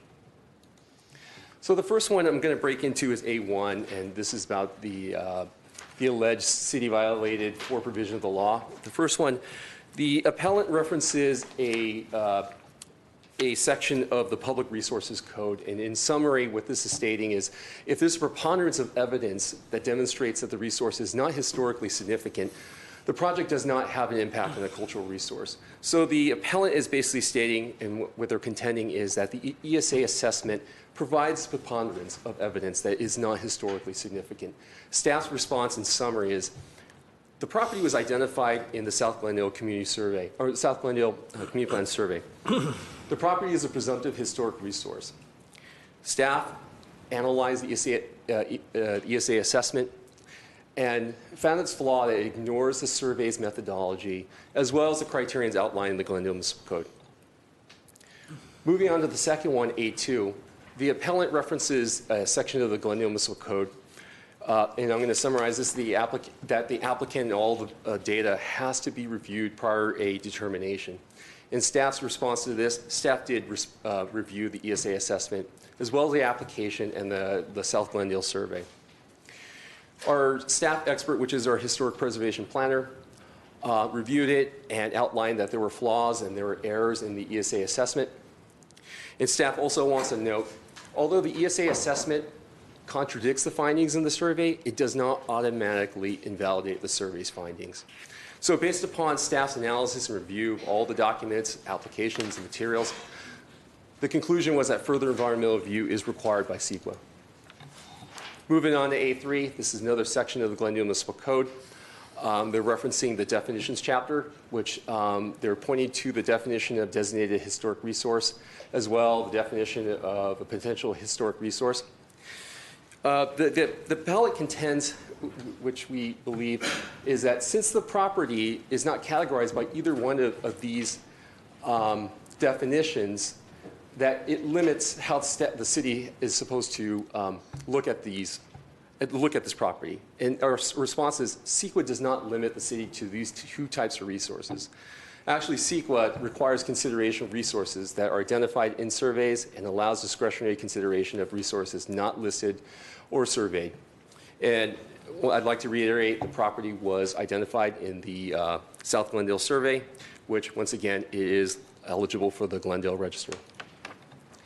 The last one, A4, this is once again citing the Glendale Municipal Code, and in summary, which this section that they're referencing is that an EIR is only for designated resources. Staff response to this is incorrectly referenced section of the code. Staff would just recognize that, or point out that resources identified in surveys are considered presumptive resources, historic resources, and a demolition of resource requires an EIR.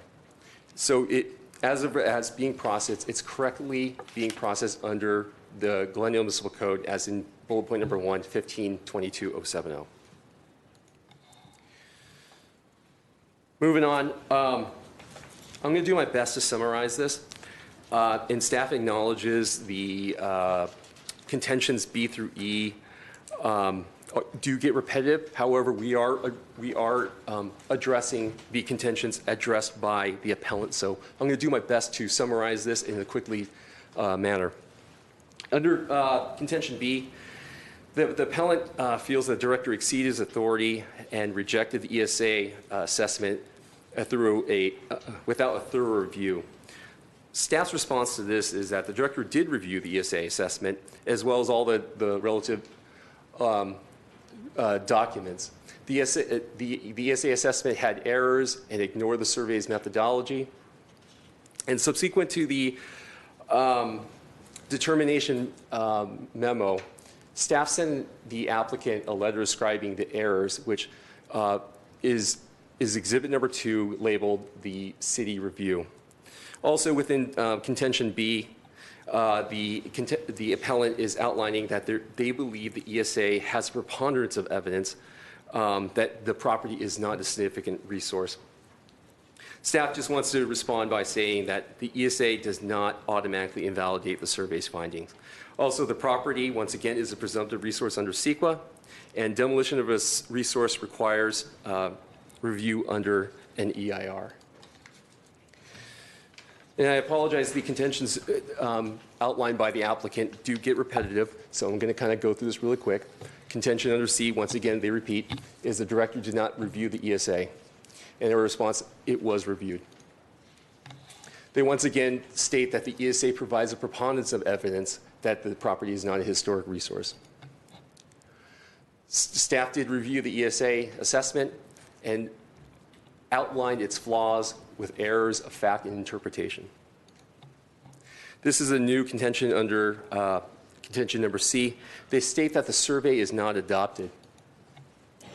Staff would like to note a formal adoption of a survey is not required under CEQA. And also we'd like to note that City Council did certify the South Glendale Community Plan's final EIR, which the South Glendale survey was included with the final EIR. Last contention under C is that the director is treating the property as a designated resource. Staff is treating the property as a presumptive resource under CEQA. And I understand these are getting repetitive, and I'm just going to briefly state what these say. Contention number D is director refused to hear or consider certain facts before rendering a decision. Staff's response, the application, the survey, the ESA assessment were all considered prior to the director's termination. And then E, the director relied on insufficient or inadequate information to make his determination. Staff's response, the director relied on the survey data and methodology along with staff's expertise in making the determination. Last one is, it's not really a contention, but it's more of an acknowledgement that when the appeal form was submitted, the appellant indicated there was no new evidence. However, after the appeal was filed, a city review letter went out to the applicant, and then the ESA responded to the city review letter. So staff is just basically acknowledging, yes, new information was received. However, it did not change the director's determination. And this concludes staff's presentation. If you have any questions, I'd be more than happy to help answer. Okay, thank you. Let's hear from the appellant and the team. How much time do you think you need? 10 minutes, I council can members? give you 10 We'll try to get it done sooner than that, though. I can give you 10 minutes. Thank you so much, Mr. Mayor, honorable council members. Thank you for the time this evening. The city attorney did a great job of describing what this is as a presumptive resource. I think you'll see in the record before you, there's a lot of back and forth as to whether it's presumptive or discretionary or both, or can it be both if it's not one or the other. In any event, the record before you is clear. This structure has been significantly altered. Please introduce yourself. Excuse me, I'm sorry, I apologize. Michael Gonzalez representing the applicant. Once again, this structure has been significantly altered, and we've got our historic consultant here to walk you through the various alterations that compromise the structure's integrity and prevent it from conveying its historicness. Multiple items that were cited by staff as character defining in a response letter to us are in fact alterations to the property. For the record, we submitted the appeal in August of 2011, August 10th, 11th of 2011. The response letter denying the appeal simply said this is a 5S3 in a survey. That created a preponderance a presumption under CEQA that it was a resource. We subsequently submitted a letter dated September 5th requesting the director to clarify if they reviewed the ESA assessment or completely ignored it. And we received in response a letter dated November 1st that analyzes the historic assessment months after we received the original determination. So it seems a little dated by many measures. There was no supporting evidence or any reasoning as to why the application was denied other than it was on a survey, and we were well aware of that, which is why we prepared the assessment. What I feel is going on here is a staff has made a determination that no matter what the amount of evidence is, that this is going to be a resource under CEQA. That if we submitted a picture of the building falling down, it would still be considered a resource. There's been a predetermination along the way. My client, the property owner, met with staff in the beginning of the year and was told anything on this property must have an EIR, any redevelopment, excuse me. That position was reinforced when we submitted the demolition application in August. It was reluctantly taken by the historic planner, who again is the person who's telling my client, telling my associate that this is a resource, you're going to have to do an EIR. It's almost as if it's predetermined at the staff level, and we can't even get a fair hearing. That's arbitrary. That's capricious. The record shows that there was nothing coming back to us until we submitted documentation saying, guys, have you looked at our evidence? Have you looked at our evidence at all? You'll see that a preponderance of the evidence, council members, is what you have before you today, is a more likely than not. You've got a survey that looks at the property and says this could be something. We have an assessment that says we've deeply looked at this property. We've looked at all of the potential character-defining features, and it is not that thing because it's been altered. I want to turn it over to Margarita Jerebic to walk you through images of the various alterations that make this thing no longer potentially historic. Again, potentially. It's not listed. It's not a resource. It's potential. It's not a historic listed resource. It's potential. We have a preponderance of the evidence. It is more likely than not, based on what you'll see today on these images, that this building no longer qualifies as an historic resource under CEQA. I'll turn it over to Margarita now.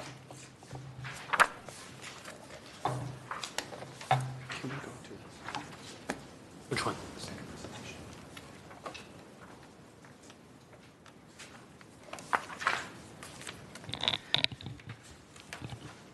Good evening, Mayor Najarian and council members. My name is Dr. Margarita Jerebic. I'm Director of Historic Resources at ESA. I have 30 years of experience as a historic preservation consultant and architectural historian. And I actually conducted the mid-1990s survey of industrial properties along San Fernando Road, so I've actually had some experience in Glendale. So the residence was constructed in 1913, 2 years after Tropico was incorporated, and 5 years before it was consolidated with Glendale. While this period as a whole is an important part of Tropico and Glendale history, 1642 South Glendale Avenue is a substantially altered example of a Tropico residence, and as such, no longer able to convey its historic associations with that time period. 5 other homes nearby that better demonstrate the early development and town settlement context. This property, with its numerous alterations and additions, which I will describe, lacks the integrity necessary for consideration as a historical resource. Through evidence presented here, I will show that 1642 South Central Avenue is altered to the point that it is no longer able to convey its historic associations with Tropico or the theme of early development and town settlement, which has a period of significance of 1872 to 1918. How do I forward this slide? There's the mouse, just. Okay. So ESA was retained in May 2018 by Levon Filion to conduct historical research regarding the subject property. We focused on opining whether or not the residence is individually eligible at the national, state, or local level as a historical resource. And we followed the methodology that it was established by the State Historic Preservation Office on evaluating historic resources, and we did follow the city's guidelines for evaluating historic resources as well. We conducted a field investigation, we photographed the property, we examined associated properties in the area, we conducted site-specific research, and we evaluated the property underneath the city's historic context for this period of early residential development and settlement. The subject property is currently developed with a 1-story residence constructed in 1913, a 1923 addition that converted the house to a duplex, and a secondary living unit that was constructed in 1935.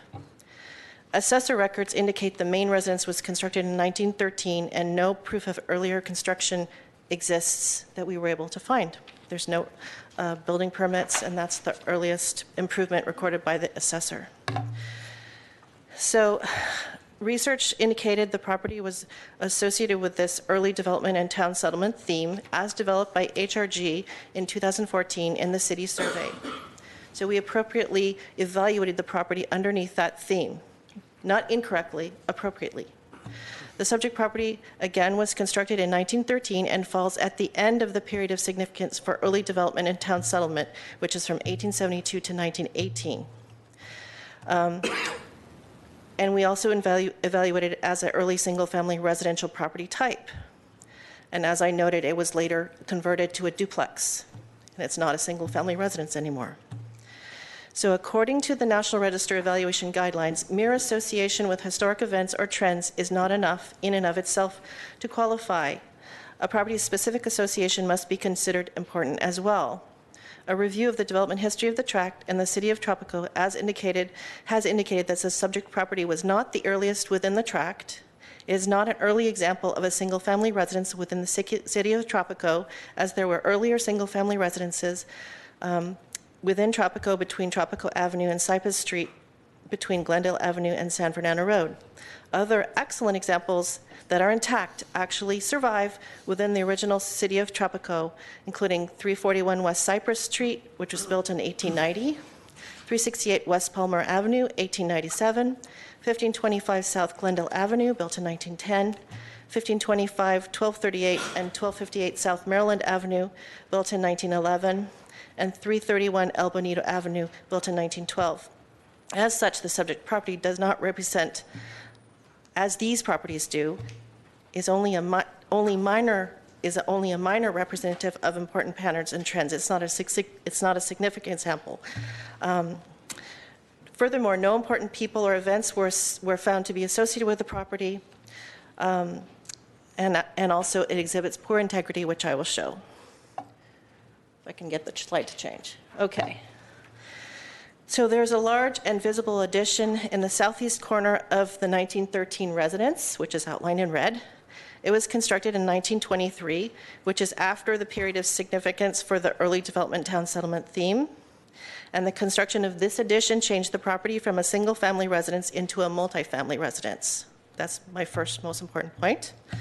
As a result of these changes, the property cannot cannot be considered an appropriate example of early single-family residence or architecturally significant example of a single-family residence as defined in South Glendale's survey methodology and the historic context registration and requirements, in their own survey requirements.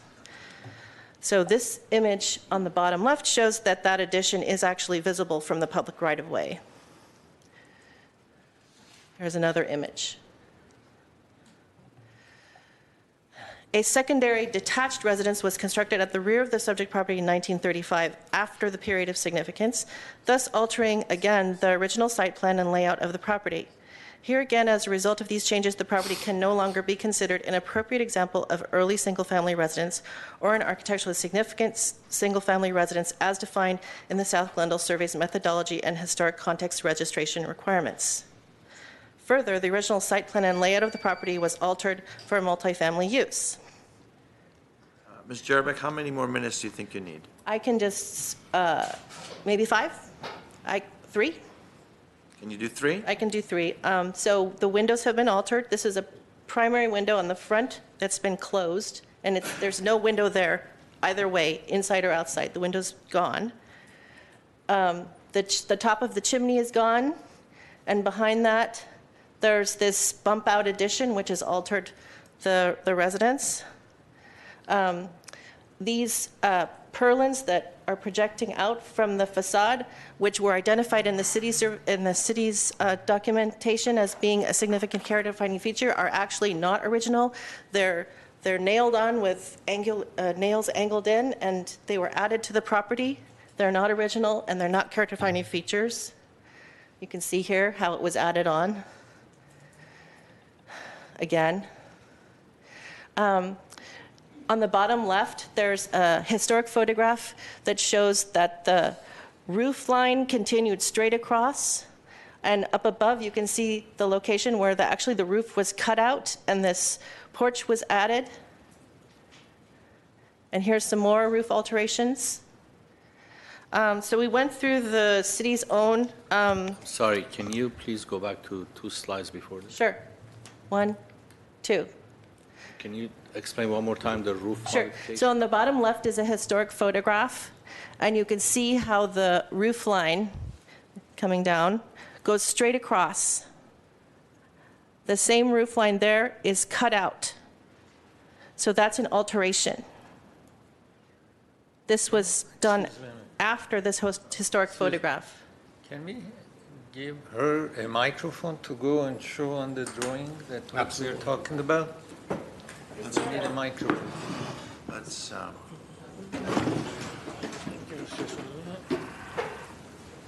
Let's pause the clock while we ask questions. I won't count. Okay. So what you're saying is the responses on your time. the roof line is the same, but they cut out the roof, that opening on the roof over the porch? So Okay, the roof hold on, line. hold on, hold on. Let's make sure it's all on the record, and we'll get you a microphone. Sure. Your time is frozen, All right. so. Is there a pointer? You can use the mouse. Okay, so this roof line here went straight across. And right here is where it was later cut out, and which is what you see over here. This, what's outlined in red, is where the roof line was cut out. And then this porch, this trellis thing was added. And Did you say it's cut? What did you say on the bottom? so here is the original roof, here.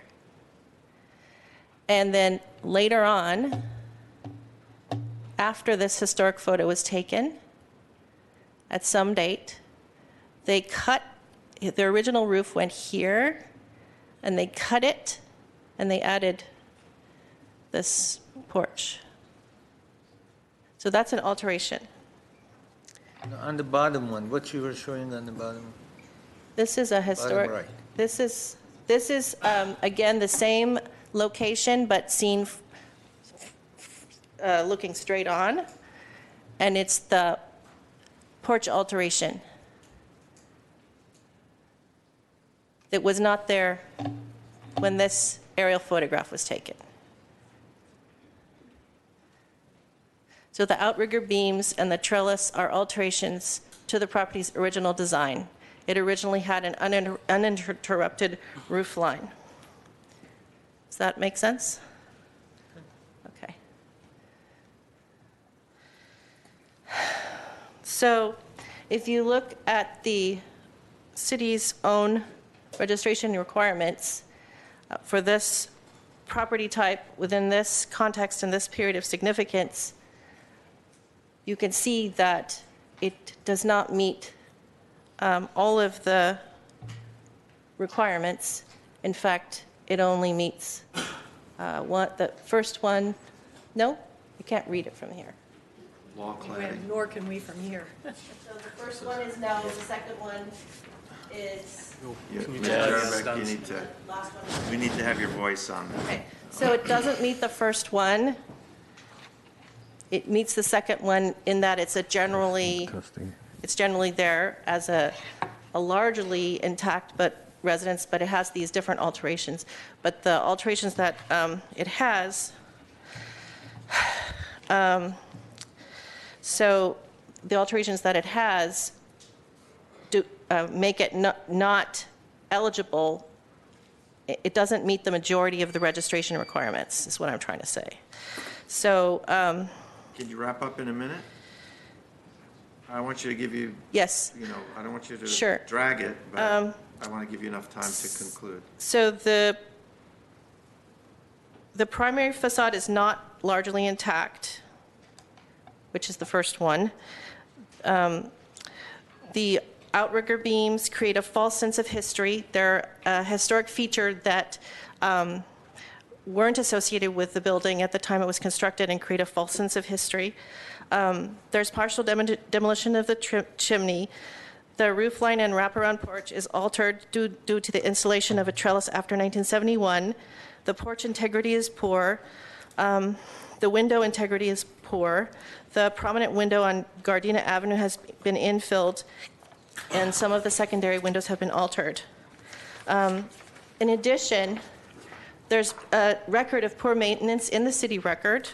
You can see that the property was cited for general dilapidation and lack of maintenance, lack of paint, lack of screening, and underfloor areas prevent harborage of rodents, deteriorated porch and railing, broken windows, broken and split wood siding, damaged exterior wall coverings, sagging of roof members, multiple examples of hazardous wiring and plumbing, and hazardous and unsanitary yard with overgrown vegetation, trash, debris, and stagnant water. Do we really want to designate such an altered, poorly maintained property? So here on this slide, you can see the areas that are outlined in red are the portions of the property that have been altered. And furthermore, to be eligible under this criteria, it needs to be a single family, still be a single family residence, and it's a duplex. So it doesn't have enough integrity, and it doesn't meet the registration requirements. Therefore, while the property was built at the end of the early development and town settlement period, it is of minor importance in that context, and the loss of integrity from conversion to a duplex residence and lack of maintenance and poor care of the property make it ineligible for designation, in our opinion. Thank you. I do have quite a few speaker cards. My colleagues won't object. I will call them up. Are these numbered in any particular order? Or should I go? They are by when they handed it to us. Okay, so, we heard from Margarita Jarabek. We heard from Michael Gonzalez. Levon Filian. Is Mr. Filian here? Wait a minute. Good evening, City Council. Are you Levon Filian? I am Levon Filian, so that was... I guess I don't know you. Exactly. Okay, so everything I said about being good family friends and donation... I'd like to be a family friend, but I'm not at this point. Is there a Levon Filian senior? Yes, he's my cousin. Okay, so... Which I've met only once. Okay, so everything I said about that, my great moment of revealing Possible conflicts, just forget about that. Anyway. It's not the counts, Mr. Najarian. Okay, well, I apologize if your friends are looking at you like, oh, you didn't tell us you knew the mayor.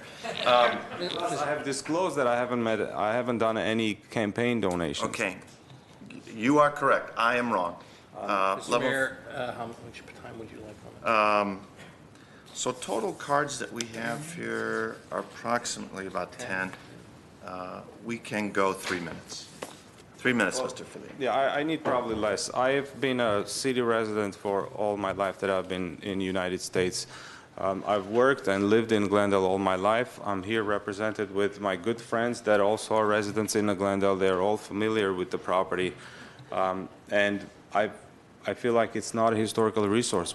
I have done a great deal of work to really understand if this is, but I think we are correct in assessing that this is not a historical resource. I just want to be treated fairly and just want your support to allow me to demolish this place. That's about it. Thank you. Next speaker is Michael Morgan.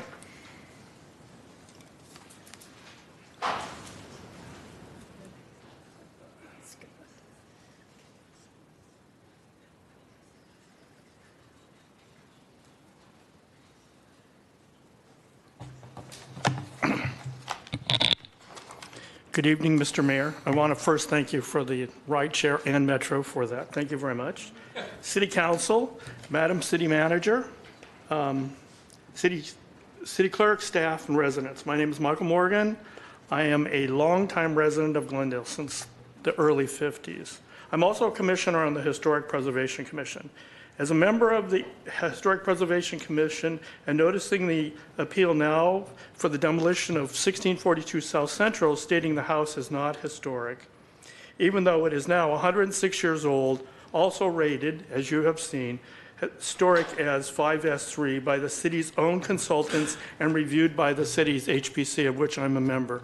The only thing I want to do is ask you to deny the appeal, but I wanted to read something from the book that we have on the HPC, which is the city's own adopted, which says, this property is an increasingly rare example of residential development representing the city's early development. Residential properties under this context may have an important association with streetcar suburbanation and or early development of Glendale and Tropico with the development of the neighboring township of Tropico.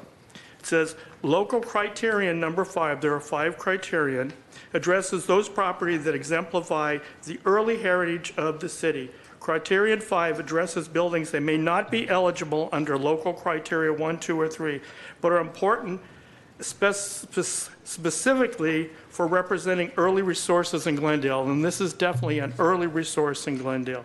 In the end, I didn't want to take a long time. It says, I just asked the City Council to sustain the CEQA determination made by the Director of Community Development and deny this appeal. Thank you very much. Thank you. Teresa Taramanyan.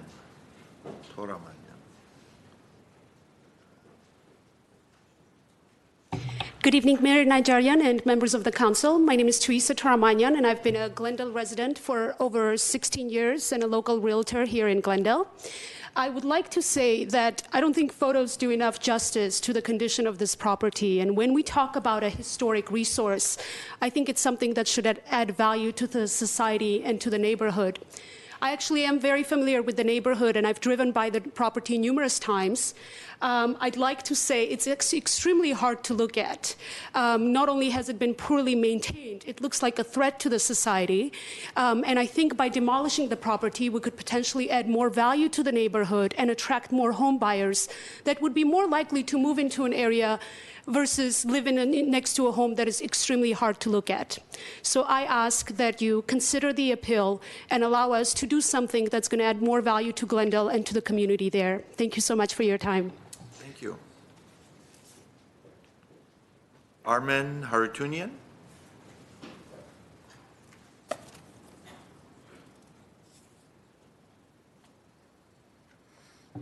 Hello. I've been a resident of Glendale all my life, and I've seen the property many times, and to be honest, to me it seems like an eyesore and very badly out of shape. I don't think it has any historical integrity, or it's just beyond being repaired. And that's all. If you guys can consider the appeal, that'll be appreciated. Thank you. Thank you. Francesca Smith.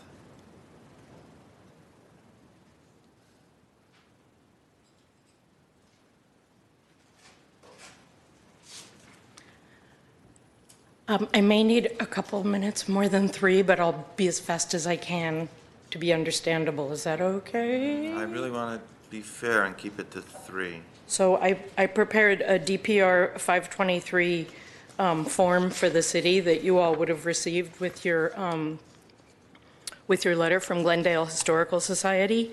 My name is Francesca Smith. I'm a professionally qualified architectural historian with more than 35 years of experience evaluating properties, analyzing effects and impacts, and preparing legally defensible environmental clearance documents. I am providing for you expert opinion that supports the fair argument that this is a historic property. You all received a 9-page DPR form that was very carefully researched that shows that the city's, the lead agency's determination that it's a historical resource is correct. It's in the adopted survey, as we said. The developer selecting their own consultants and paying them directly is an inherent conflict of interest. I think you found that out with EIRs previously, so we just wanted to point that out. Despite the large number of pages generated, the owner's consultant made a number of errors and omissions, problems with professional judgment, demonstrated limited understanding of construction techniques, and showed little knowledge of the development of Glendale and Tropico. The address for the property has changed 4 times. None of that was outlined in their otherwise exhaustive review. I work for the state reviewing consultants' work. Normally, if a property isn't significant, it's a 2-page form. We do determinations of National Register eligibility based on 2 pages. The 8 pages they prepared were sort of, well, I would say probably about 200 pages were protesting too much. The year built was incorrect on most of the buildings on the property. There was one originally built in 1911. It burned in January of 1913 and was reconstructed that year. Perhaps they forgot to check the Los Angeles Times and the Southwest Builder and Manufacturer. The smaller house was built in 1922, according to City Directory research, not 13 years later in 1935. They pointed out it was after the period of significance, but as a side note, if a property isn't significant, there is no period of significance. I'm going to try to run through those quickly. The overall concept of integrity has been misunderstood terribly by the consultant. Needing paint doesn't equate to a loss of integrity. They've conflated it with a number of other things. If this property hasn't been well maintained since 1971, then who exactly would have put up those giant outrigger beams, which are not outriggers? Who would have built that giant trellis that looks like something that would have built in the teens? The large addition that was characterized. One more minute. Okay. The large addition is 240 square feet. It's not that entire rectangle. 240 feet is about the same as a single-car garage. I don't consider that large. The change in use exaggeration is also sort of a push because the Secretary of the Interior's standards expressly allow changes in use. Adaptive reuse is done all the time. It's part of modern historic preservation. The prominent window that you were just shown is not visible from the street, so I don't understand how it's prominent, and they haven't provided any evidence that it's gone. Normally you open the window and put the air conditioning unit in there. The chimney is only visible from the street from the side, despite the removal of the top because it was an unreinforced masonry chimney. You can still tell what was there, and it's still an Arroyo stone chimney. The word pop-outs is used a lot in their evaluation. I can't find that in any architecture dictionary, construction dictionary. I don't know what these pop-outs are. The roof changed from wood to to composite is listed as a ding to the integrity, which it's not even allowed to build a wood chimney, a wood roof now. The significant roof alteration is described pretty clearly in my DPR form that we prepared for the city since you didn't have one, and it shows that exact roof configuration in 1919, 1925, and now. So, sorry. The trellis, it's not a trellis, it's a pergola, and it's a character-defining feature of a historic property.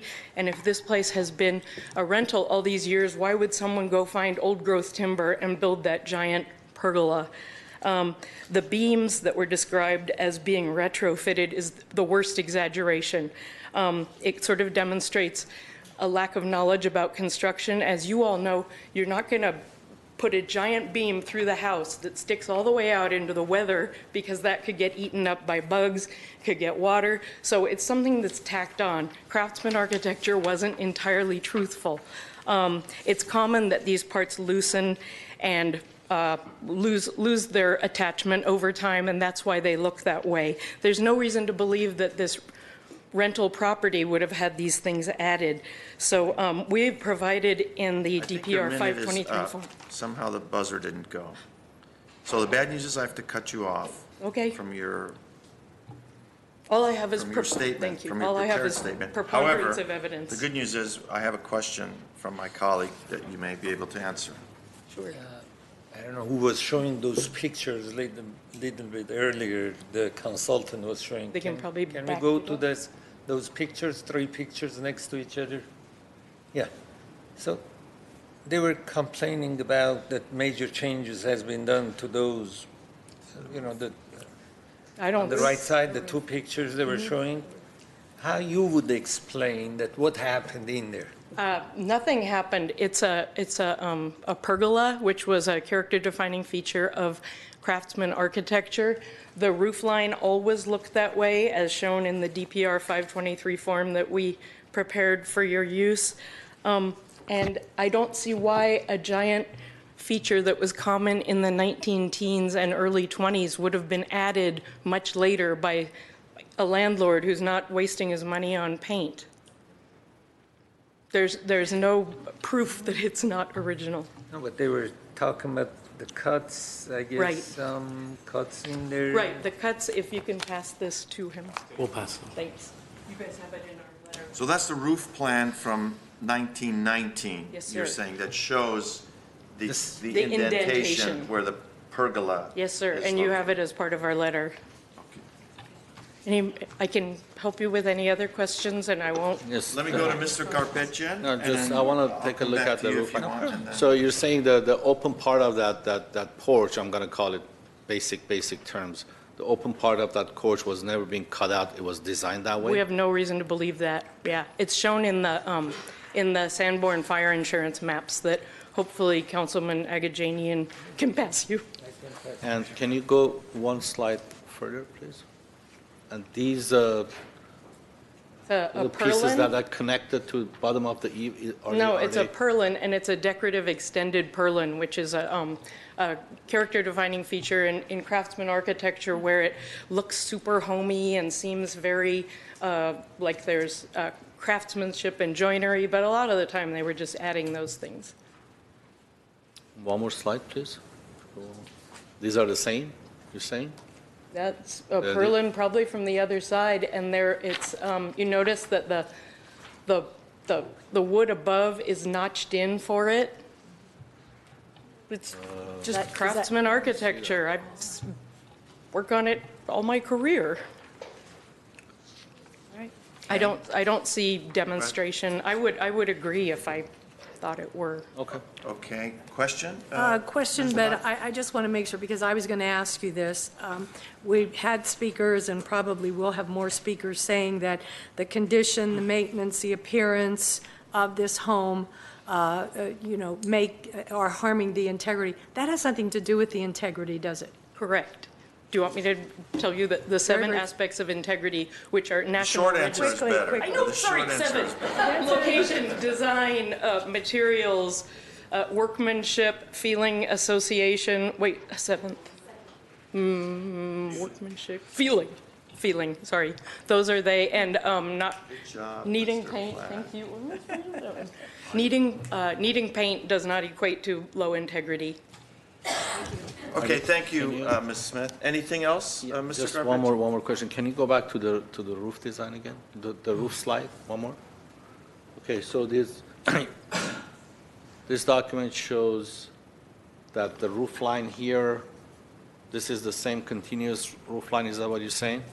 See how the dotted part is the front porch that wraps around the corner? That's in the bottom left of your page. Then the house, I'm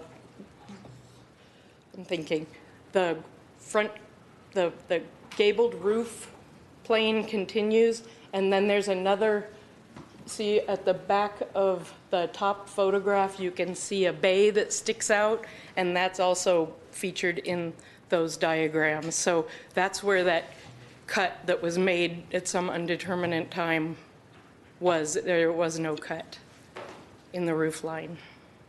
So there, Mr. I'm sorry. So you mean they cut the roof in? I don't see any evidence of a roof cut. Do you see? She says they didn't cut the roof. Right, It was in the designed. photograph, that super pixelated photograph on the left, I can't tell what I'm seeing. There's some trees. I don't know what year that is, but I don't see evidence of a roof line being changed. And I looked at the comparison in their report, and I didn't see it at all. Plus, they're like from space. How could we see it? Thank you, Ms. Smith. Next speaker is Steve Hunt.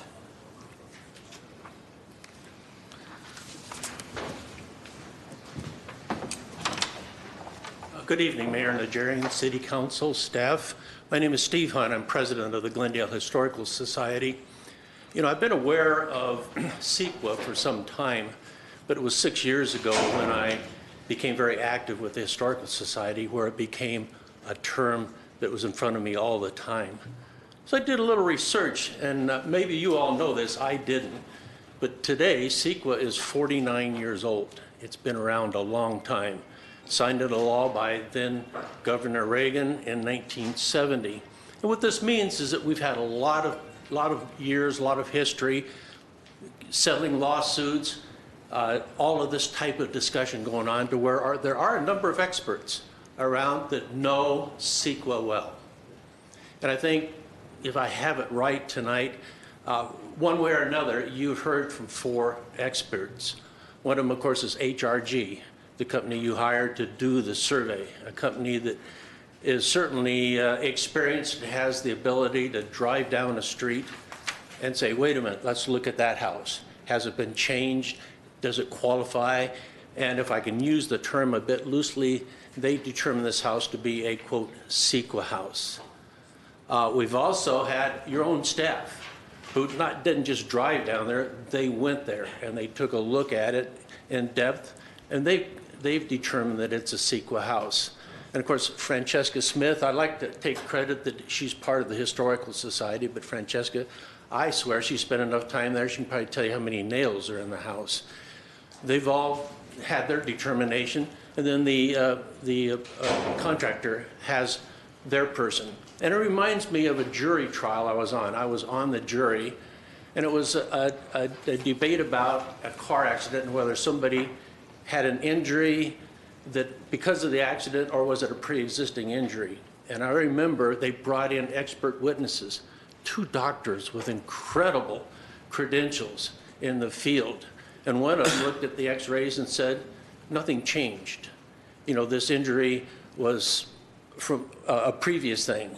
The other doctor takes a look at it, different angles, and says, oh, it was. There was some additional damage done to the spine in that. And it was up to the jury to go into deliberations and settle this. And that's what you're going to do tonight. We've heard several times people say preponderance of evidence. And I think that's what you're going to see tonight. You have a number of experts, 1 on one side, 3 on the other. And to me, the preponderance of evidence says, do not let them destroy the house. Thank you. Thank you. Kathy Yurka.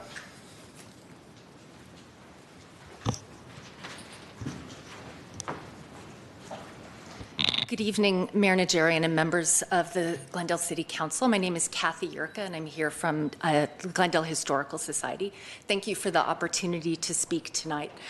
Craftsman houses are precious to many Glendale residents. As you know from the approximately 50 emails that you received about this project, block after block in South Glendale was once full of them. That began to change ages ago when multifamily residences, large buildings, began to replace them.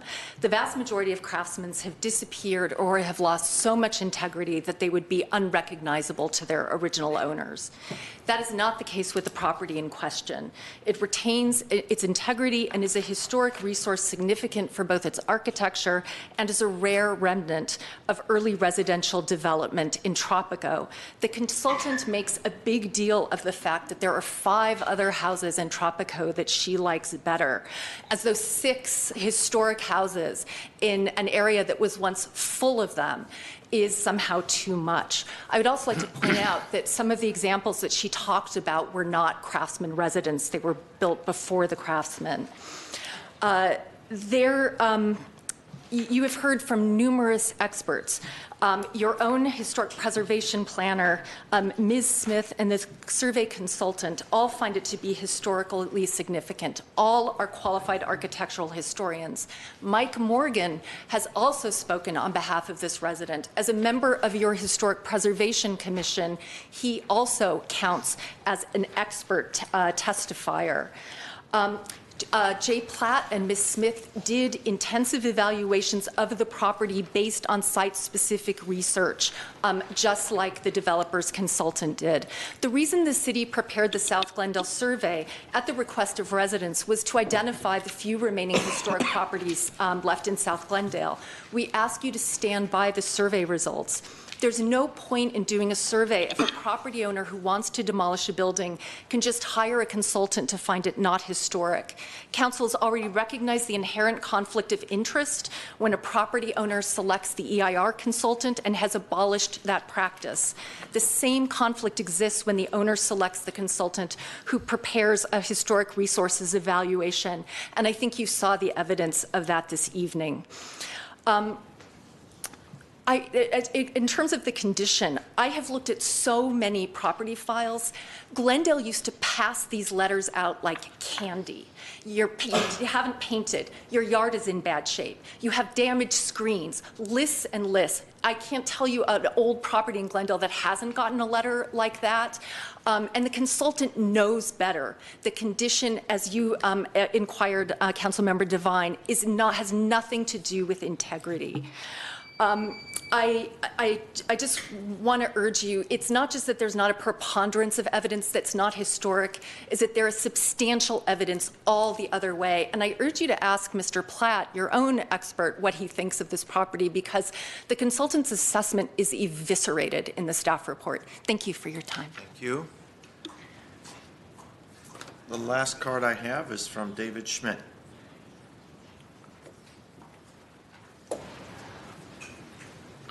Mr. Mayor and members of the council, I'm David Schmidt. I'm a one-year resident of Glendale. I live in Ross Moines. I am a member of the Glendale Historical Society, but I'm coming here by myself tonight. It's not coordinated with them.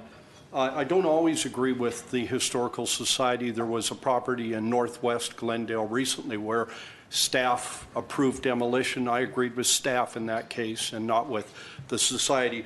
But that's not the case here. I agree with what staff has done here, the Community Development Director, to require an EIR before approving demolition. And I also agree with the Glendale Historical Society.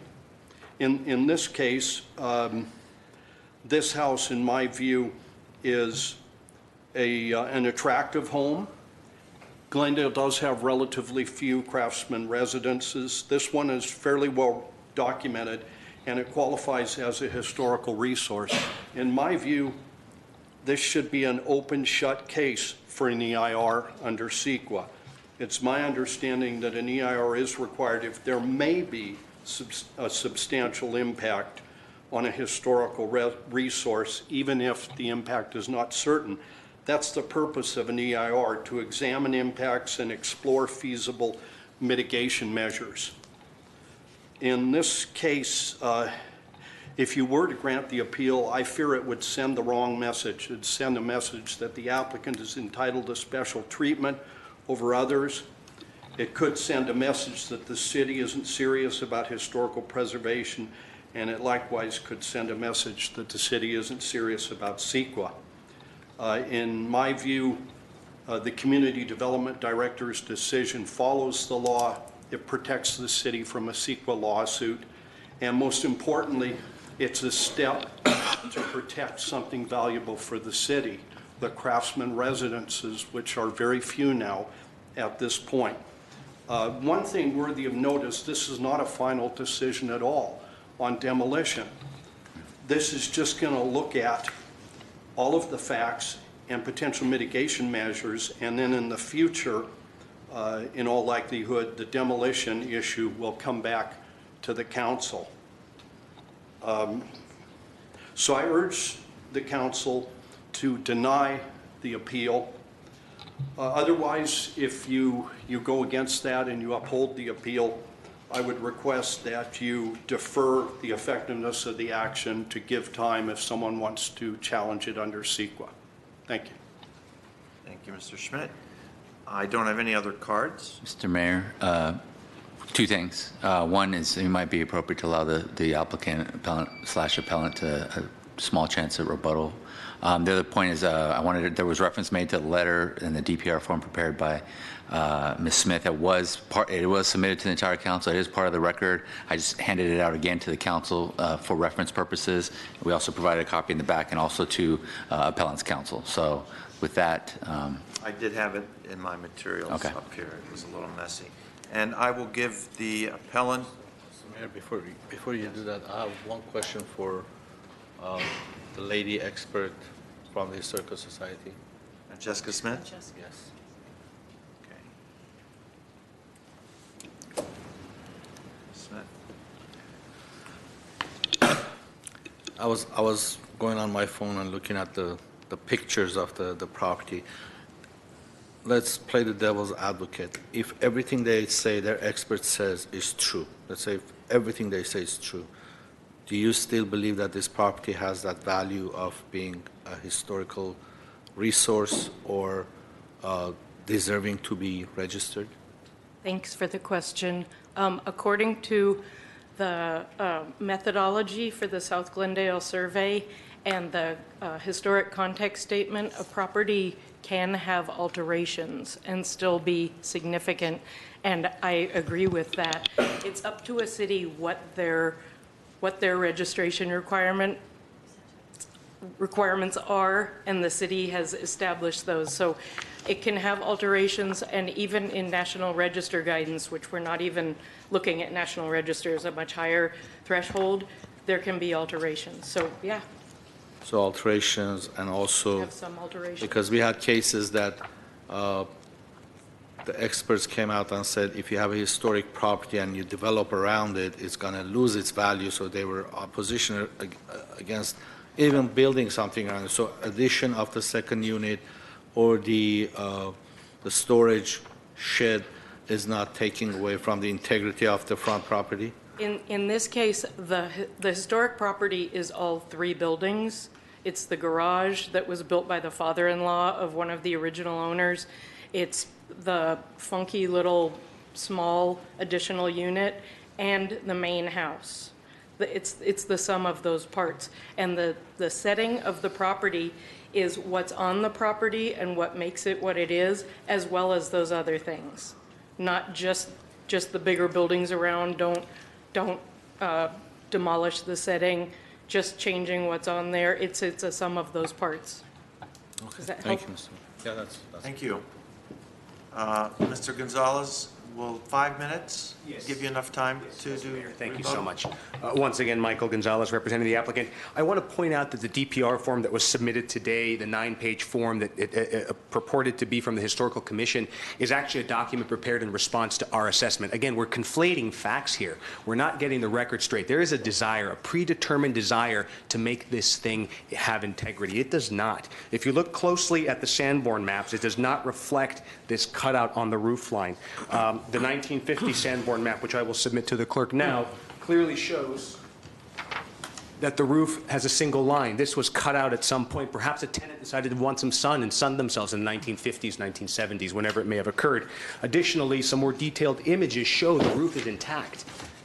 So that part of that roof came out. It's clear. I'm submitting additional images of that roof, a detailed, more zoomed in image. That's an alteration. It is not an historic character defining feature. The DPR form submitted or adopted by staff and adopted by this council with the EIR process was actually only 2 pages long. 2 pages, not 9 pages. The document before you today, the DPR submitted by Ms. Smith, is 9 pages and is a direct response to the ESA assessment. We have never been provided any of these reasons or rationale by staff. Staff has acted arbitrarily, staff has acted capriciously, and as shown here today, the preponderance of the evidence shows the building has been altered in such a way that it can no longer qualify as a building retaining enough integrity for within the context statement of early development. The addition of the structure, the addition of the second home in 1935 has completely eviscerated that context. Ms. Smith is attempting to expand the context to include everything. Things not built during the period of significance can't be significant. I want to turn over to Ms. Jerebick to walk you through some additional facts to point out in the record and to clarify what is actually occurring before you today. And I agree, the decision is yours, honorable council members. We are asking for fairness, and we've been treated unfairly every step of this way. This is a property that could support 23 dwelling units, and instead we have a dilapidated structure with no integrity.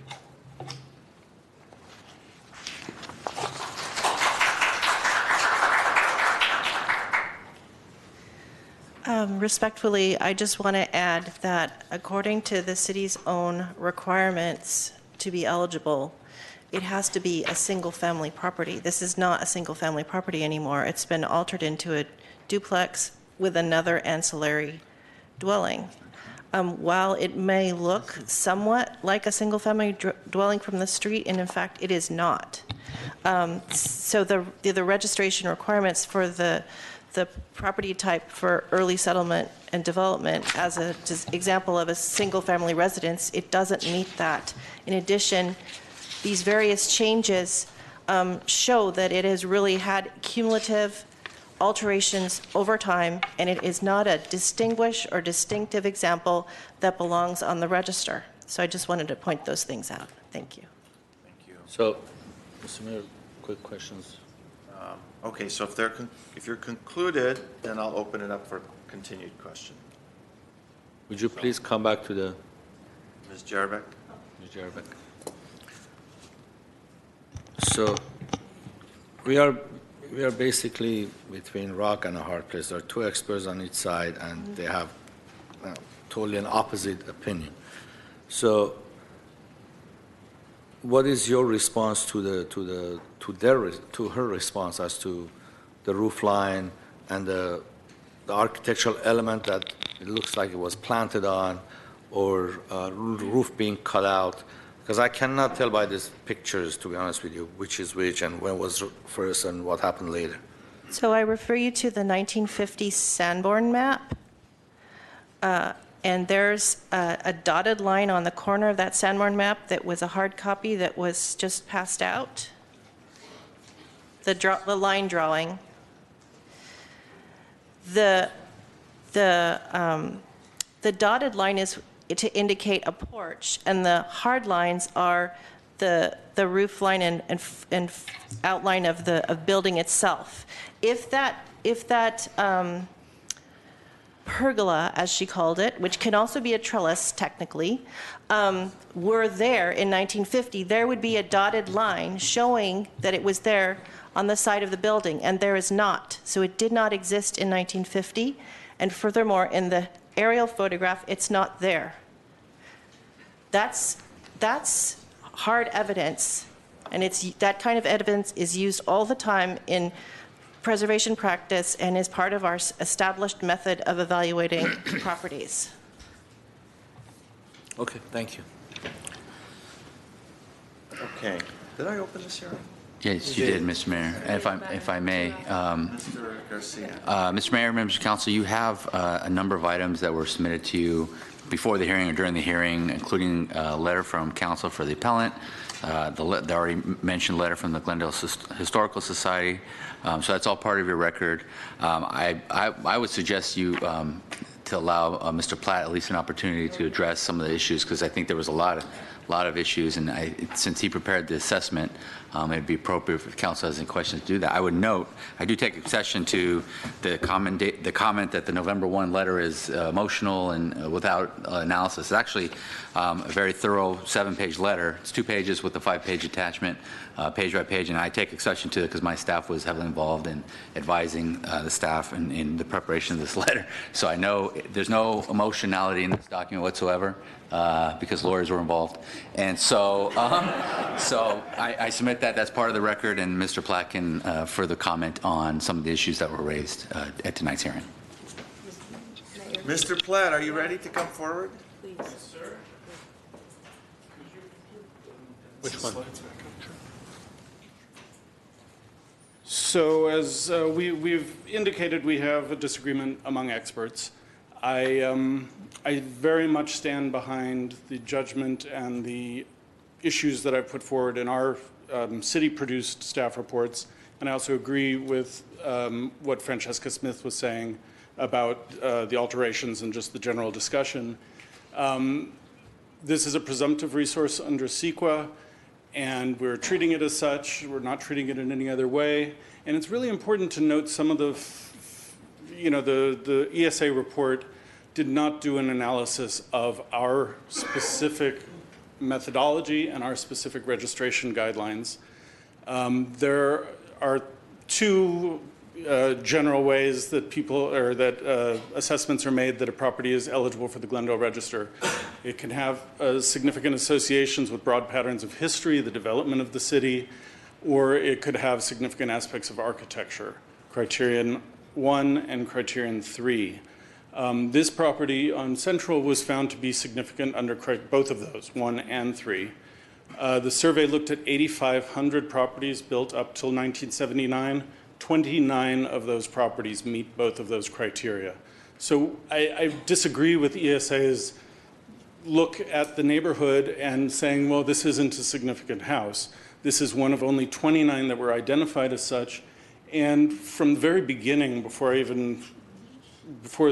around the very beginning of the survey, but when I was just getting calls about this house, just using my professional opinion, looking at this house and my knowledge of craftsman architecture, there's a lot going on at this house. This house has not just all of the typical craftsman features, but it has unusual features. So I've identified some of these in the, which of these will work? Oh, I can't. Oh, there it is. Okay. These circles under the window, the orange circles are identifying these outrigger beams. The ones under the window were probably designed to hold kind of a flower, little flower, what's it called? Thing. Pots, or kind of a long wooden thing generally. At the porch, where you have the rubble stone piers at the porch, you have heavy outrigger beams coming through those, they appear to be coming through the stone piers. They also serve as railings for the porch, a very unusual feature. I very strongly disagree with Ms. Jarabek about the what I'll call the outrigger beams that Francesca Smith was calling the purlins, which are the red circles at the top of the porch, and there's another at the left. These are character-defining features of craftsman architecture, and they're widely noted in our field that these are decorative features, that they are applied to the exterior. They're not long beams running through the property. Virginia McAllister has written the #1 book that in our field we use in terms of identifying styles and character features of those styles. One of the key features she identifies is decorative beam ends. So this is a very standard feature, and let me see if I can go the other way. I just wanted to hit, we also agree with the Historical Society that the ESA report is exaggerating the alterations to the house as well as the size of the addition, and you can see the addition is what I would call a relatively modest addition, placed at a point where the 2 primary street facades are completely visible. It's pushed toward the back. It doesn't alter the overall form or the original design intent of the property. And then I wanted to get back. I'm having trouble with this mouse. Does this thing work, Artie? Yeah, it works. Great, okay. Yeah, there we go. In terms of the beam ends, you can see, and I'll have to use this, the roof structure. This is the porch roof in the lower right picture. The roof structure is supported by this beam that spans between the wall and ends at this column. You can see that that beam was then cut away, so it's thinner and extends forward. That becomes the nailer for the barge board, which is the fascia board at the front of this heavier board here. This becomes the nailer for that, and then the false beam, this decorative beam, is installed underneath. This is a classic Craftsman feature. It is not an alteration. At the side facade, we acknowledge in our report there is one window, which is actually visible from the street. It's a little muffled by all the mess around the house, but there's one window that was removed. But I will stand on my reputation and say that this facade is complete. Both of the street facades are completely intact except for this, this one feature. I strongly disagree about the trellis at the side. Trellises are features that often extend off of a porch. They're often a feature found at the side of a Craftsman house where you might have a kind of a secondary entrance or a dining. This could have been the dining room opening out onto the porch. The concrete work at the porch is all original. And I would like, if using an aerial to identify a trellis, which is a pretty ephemeral structure, is a stretch, in my opinion. Also looking at the Sanborn map and saying that the trellis should have been on the Sanborn map is a complete stretch. Pergola. Pergola, excuse me. The Sanborn map was a fire map for fire insurance reasons. So a covered porch where you have a roof structure would be something that you could have a fire there. You could have fire problems. A trellis isn't something that's going to necessarily identify or just start burning. The key feature here is when you look at where these current wood beams, trellis outriggers, whatever you want to call them, go into the house. These shingles were cut out a long time ago, and you can see the wear and tear around the edges. At each of these beams, there's a larger opening that a larger horizontal member would have gone into. And I will say, stepping back from what I just said, yes, these are replacement beams. It's not unusual to have to replace wood that's completely exposed to the elements on both sides.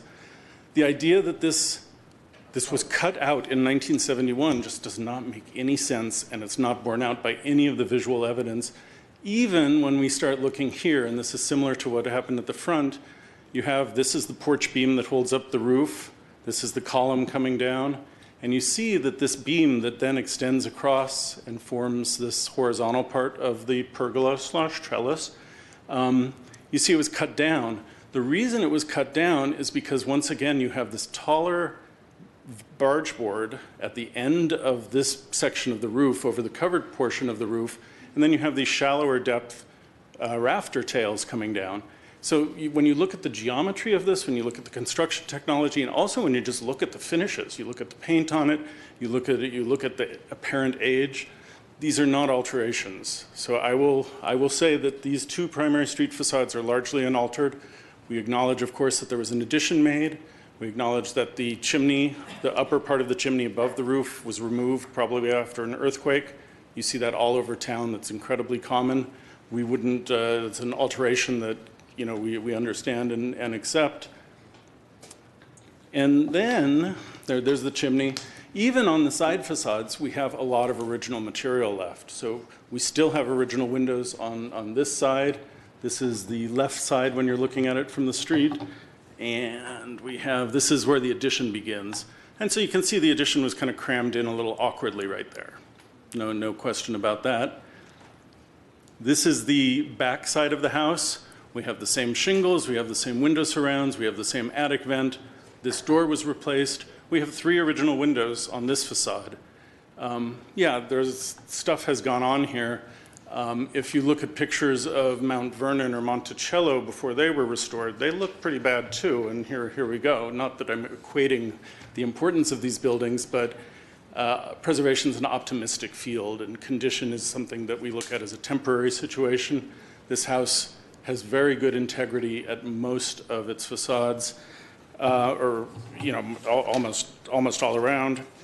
I wanted to just finally address the issue of the fact that when this addition was made, the house was converted into a duplex. When we look at this house, we look at this as a single-family house still. It has the typology of the single-family house, and I'm sure you guys know the duck test. If it looks like a duck and it swims like a duck, it's a duck. This house looks like a single-family house. This does not look like a duplex. Theoretically, you could even convert a single-family house into a duplex without any exterior changes. You could just turn that back door into the front door, do some demising walls inside. You have a duplex, but it's really still the important thing is it was built as a single-family house and still looks like a single-family house. So those are, I think, the main points that I wanted to hit. Let me just, I'm just very surprised. The appellants are accusing staff of stretching, of saying that this is a resource when it really isn't.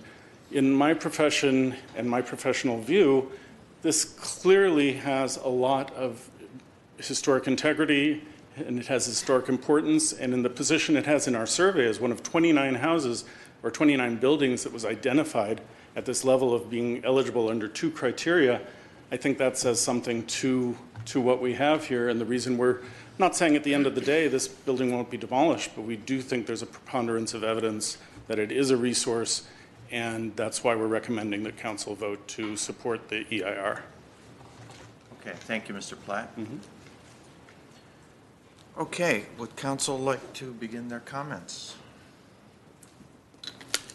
I have a question. Can we go back to picture from the top, like pinkish? There was a picture. Okay. Okay. What's that blue one, Mr. Black? I'm sorry.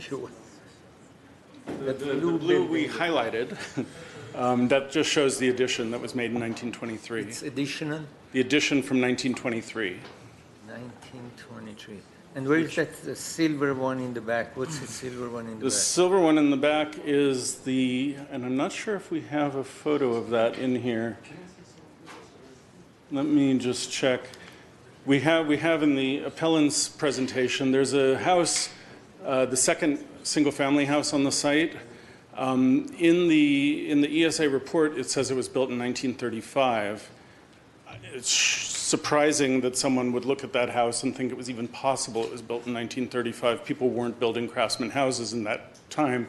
The Historical Society's report did identify through the city directories that that house was actually built in 1922, which makes sense. So that would be this, I guess the silver one toward the bottom right. It's kind of on the same lot. The focus of our report was really on the house, though. There's nothing exceptional about the 1922 house. If you looked at it alone, it would not be a 5, it would be a 6Z. But as part of the grouping, it's part of the same lot. So are you considering that also historic, or you're just speaking about the main house? Staff's report was focused on the main house. When we were originally talking with the applicant about options for the appellant, I'm sorry, we were talking about options, and we did suggest that there's possible potential to build on the back half of the site, which would cause the demolition of the 1922 house if we were going to keep the 1913 house. They've obviously decided not to go in that direction. Do you know what's the square footage of that building, let's say that historic building? What's the square footage? You know, I actually saw that number just today, and I don't remember. It might be 2,000-ish. It might be. What's the property size? Addition is about 240 square feet. No, but what's the property size then? It's about a quarter acre. Little under a quarter acre. 10,000 square feet. Yeah. The lot. 11,000. So, 2,000 on a 11,000 square foot. Don't quote me on the 2,000. I actually have it if you really need the number. No, I'm just wondering, we were creative before, we were moving the buildings. I'm trying to see the relation between the improvement and the property size. I was just informed that the house, it's 2251 for the entire group, which means the original house was about 2,000, and then the addition is about 240, so. Yeah, but you say the one in the back can be demolished, right? I would be able to support that professionally if we had a project that looked into that. I'm trying to find a way, okay. If The we building could go is back 2,000. to the ESA report, we can see that house a little better. I don't have a shot of it. The one you consider historic is 2,000 square feet. Am I right? Is this established now? 2251, yes. 22? 51. Oh, I thought you said with the one in the back. No, I'm sorry. The original house was about 2,000, a little over 2,000. In 1923, they added 240 square feet, so the current total is 2251. And the gray one in the way back, you said it's possible to demolish. I would be able to support that. If it were looked at individually, which it wasn't, I think my best guess under the methodology of the surveys, it would have been a 6Z, meaning it's not eligible, it's not a historic resource under CEQA. But we are looking at the totality of the property right now, so. Yeah, but that's not the issue here. I'm just wondering, because before we were moving the historic buildings, so to create space to add something or to do something. That's what I'm trying to come from. Talking about the Kenwood property from Yeah. years, that was a couple of years ago. But anyway, that, I have a question. okay, I'd like to start discussing this. We have, go ahead, I Beth. just want to, Mr. Gonzalez said that they looked deeply into this property as to a historic resource. Do you feel that you looked deeply into this? I mean, I'm listening to you, and I feel that you really looked at this. Yes, I've thought about it a lot. I've looked at it closely, looked at a lot of things, including the information they provided. And unfortunately, there were numerous errors, exaggerations, just inaccuracies. Thank you. That's it. Thank you, Mayor. Okay. Would someone like to express their thoughts? Or would you want to go straight to a vote and a motion? I'll move. I want to have some discussion on this item. This is not an easy decision. The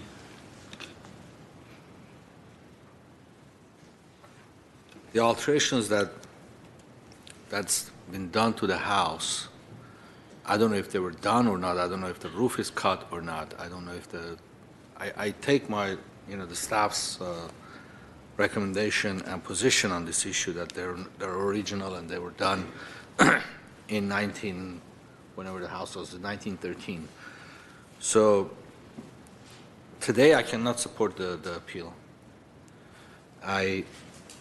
If it's up to me, I would like to continue this item for me to go take a look at the property closely, see if the alteration was done or not, to form an opinion myself, because we have two experts, they all have different opinions, and I want to make sure that I can make the right decision. But if I have to make a decision today, I cannot support the appeal. I would like to postpone this too. Well, I would not favor postponing it. We have spent an hour and a half, maybe 2 hours, listening to both sides fully, to staff and to the appellant, and from members of the public. We are presented with information which we need to interpret.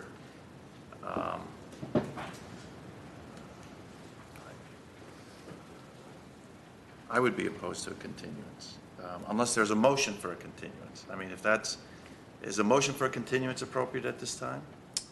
Council couldn't make a motion to Let's continue, just close to see it. where we are for a continuance, unless you'd like to address the issue of the continuance. No, no. I think if the purpose I is don't to, see any reason for the purpose, to continue for the purpose of allowing council members to visually inspect the property, then you'd have to leave the hearing open for that purpose so that you can council members could take in that evidence.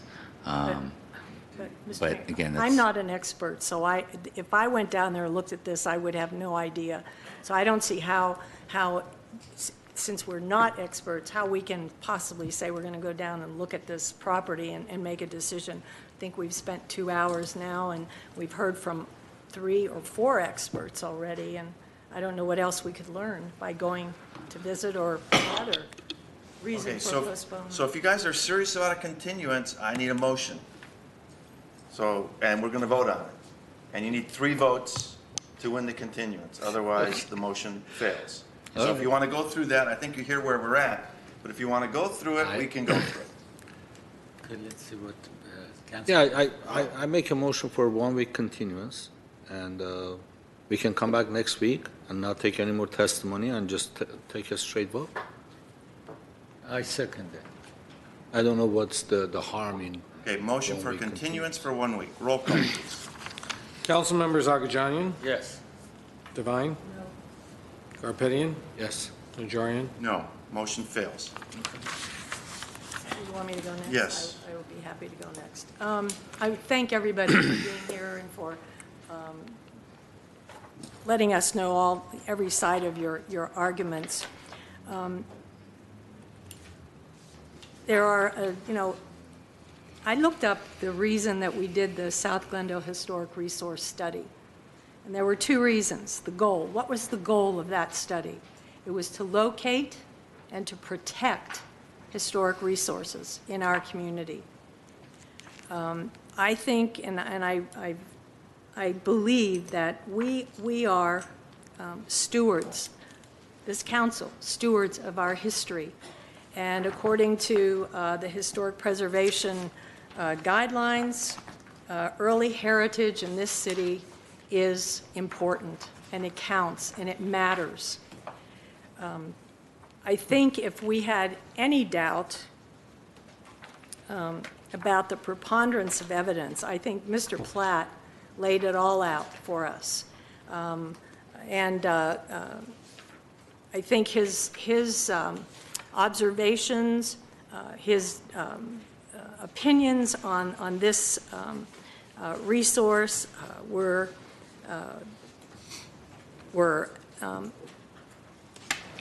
exactly what I needed to hear to make sure that I was making the right decision. To hear that it met 2 of the criteria for the Historic Preservation Commission, that is another strength for asking for an EIR on this, more of an environmental review. I think we, staff and members of our, the audience tonight, the professionals that we've heard from have refuted the appellant's contentions very well.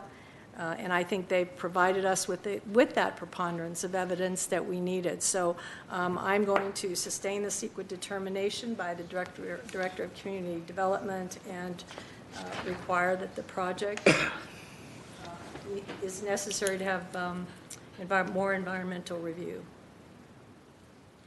Thank you. That's my decision. Anyone like to go next? Well, you've already given your, you've already addressed. Mr. Agajanian? I'm not in position to decide today. I need more information to look into. Okay. So, all right, well, I've looked at this, and to me, if the roof was actually cut open the way it was alleged to be by the appellants, I would be very much concerned about it. But from what I can see, both from that aerial picture that is actually in the ESA, the aerial on page 11, as well as the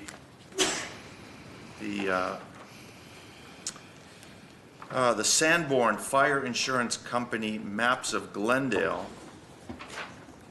This is the orange one, it is clear that that roof line, at least in 1919, was notched the way it currently is. So I don't think the roof line has been altered. I think that this house, is it a beat-up house? Yeah, this is a beat-up house. But if you squint your eyes at it, can you see a good example of our craftsman homes? I can. I mean, when I look at this and when I drove by it, I saw, you know, a house that was very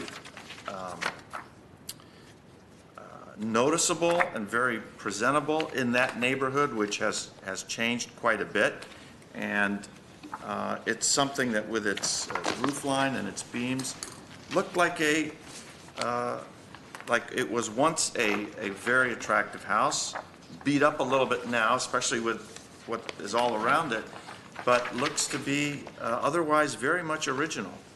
I understand the explanation of the those outrigger beams. I know one expert says they were retrofitted, but Ms. Smith explains what do they call pergins or something? I don't know.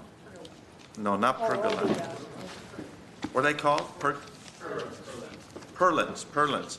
And you can see that that was the design, that it was notched out and part of the original design. The windows are largely intact. It's identified in the survey. There's a presumption that it has historic value. And to me, that shifts the burden of proof to the appellant, that they need to show more information that this is not historic.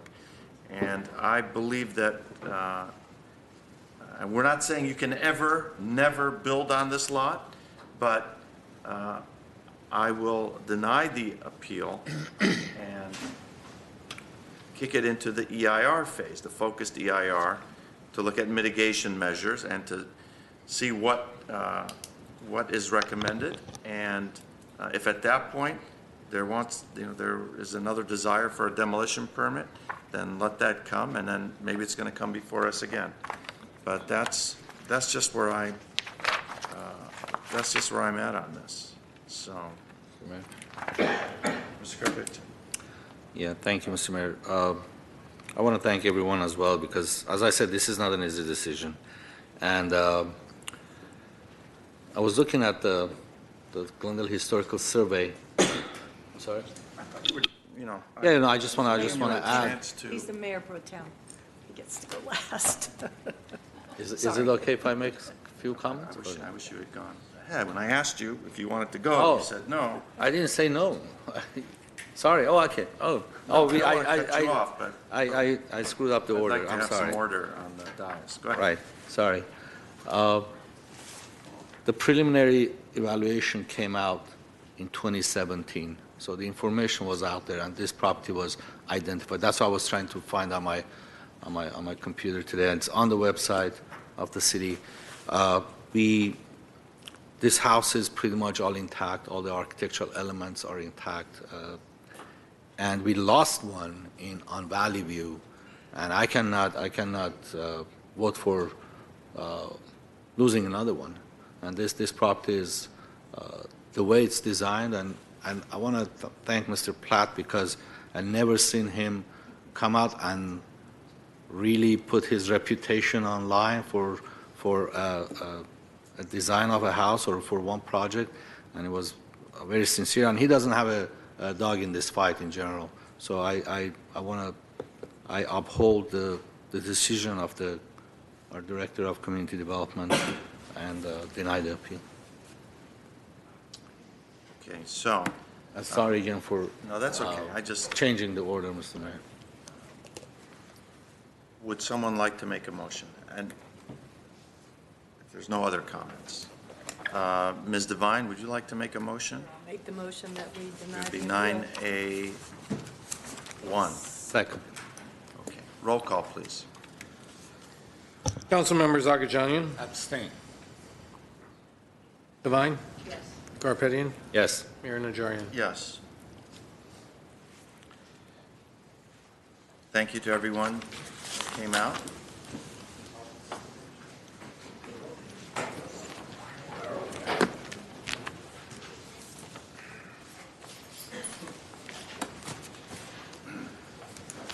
Mr. Kasakian, next item. Mr. Mayor and Council, next item is oral communication. This is the 5 minutes portion. Discussion is limited items not a part of this agenda, and as I mentioned, each speaker is allowed 5 minutes. Council may question or respond to speaker, but there'll be no debate or decision, and the city manager may refer any matter to the appropriate department for an investigation or report. Dan Brotman, followed by Rafi Krikorian.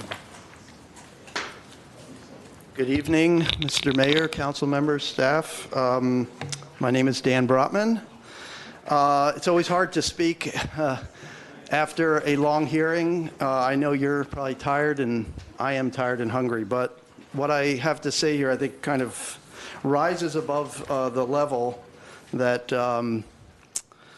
that basically trumps our momentary discomfort. So I wanted to bring your attention to 2 articles that I emailed to you a couple weeks ago.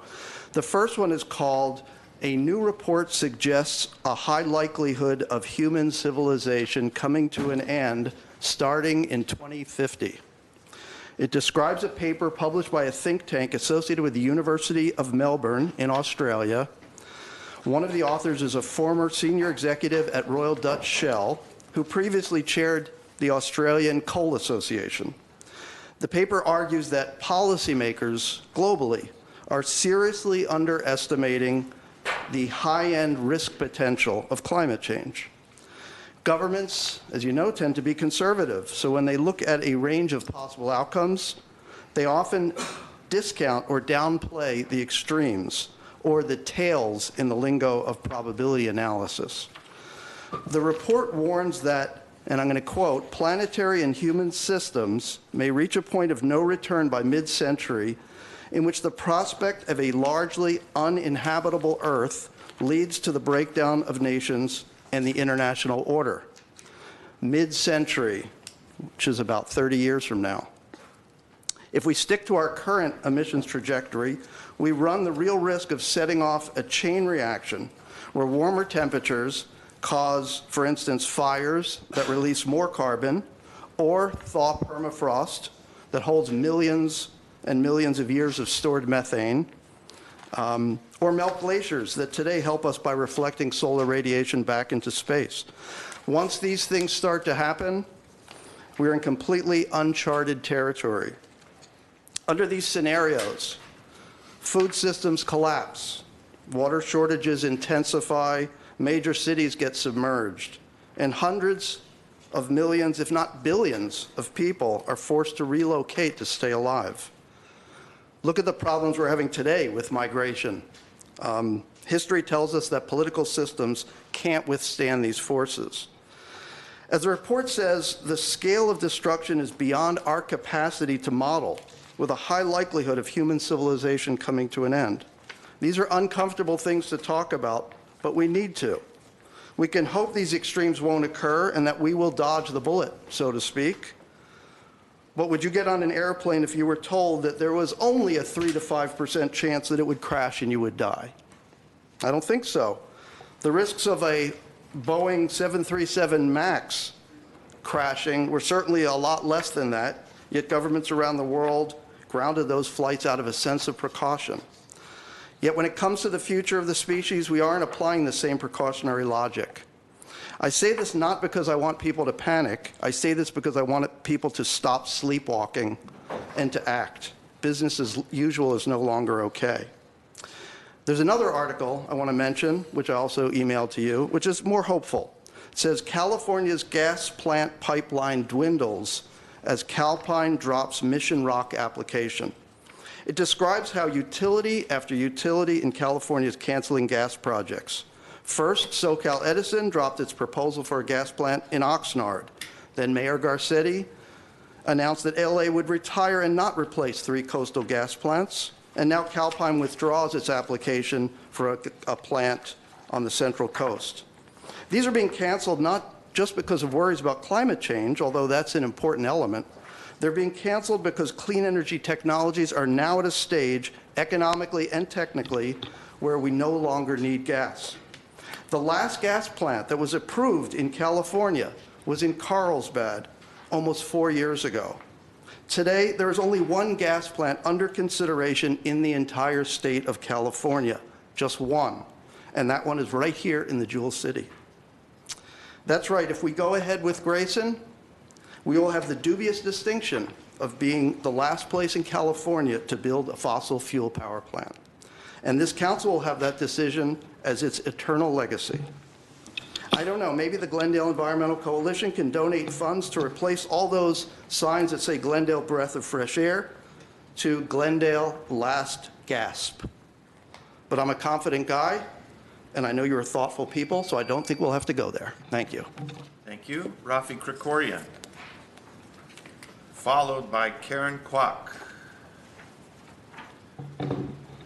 I came to speak about housing in Glendale. I tried to get in touch with some of you. Some of you returned my call and some didn't, so I have to come in person. I wanted to bring something to this body's attention. We've been doing really well around downtown LA. We've been providing housing, luxury housing, but how many houses are we producing that are luxury houses versus non-luxury housing? The difference is dismal. There's a lot of things that are holding us back. What I witnessed here was just another example. I mean, that house that we just saw was, yes, it's Craftsman. It's a beautiful house. But somebody mentioned that you've got that one beautiful house versus 23 homes, and it didn't seem to register with anybody. Nobody weighed that. 23 houses versus one house, and all you're stuck on is historical housing. That house could be reproduced anywhere, on any lot, any single family lot. You can reproduce that house. It's not impossible. It's not even. It's nothing compared to a 23-unit housing, and that 23 units would have been built as a non-luxury type of housing, which is exactly the kind of housing that people were shouting about. They weren't calling here. They weren't speaking on loudspeakers, yelling out, shouting out. They want housing. They want affordable housing. They weren't talking about luxury houses. And don't get me wrong, I love luxury houses. I don't live in one, but one day I'd like to live in one myself, if I can. But that's besides the point. But I just want to deliver this message to you. I'm all for historical societies. I'm all for preserving society. But do you, at one point, do you stop and consider at what cost? At what cost? 23 houses versus one. That's a cost. Somebody's paying that cost. I'm going to be coming here every chance I get. Probably every time you're here on a Tuesday night, I will be here as well. I'll be following everything. And I want to participate. I wasn't kidding about that. I think it's about time we have some common sense when it comes to solving problems. We didn't solve a problem today. Today, we were part of the problem. It's very sad. I'm so sorry. We'll see you again next time. Thank you. Karen Kwok.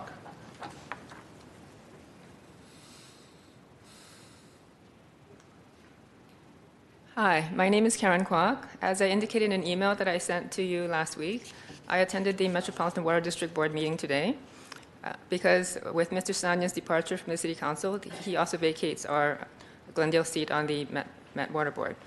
And to sum up, I know this date, so I can send you a written report later on with more details.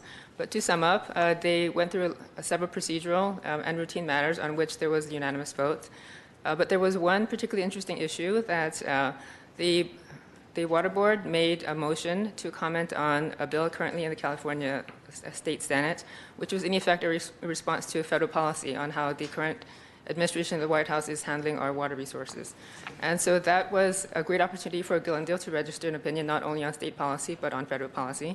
And I would love to be a representative on the Water Board to have the chance to do that.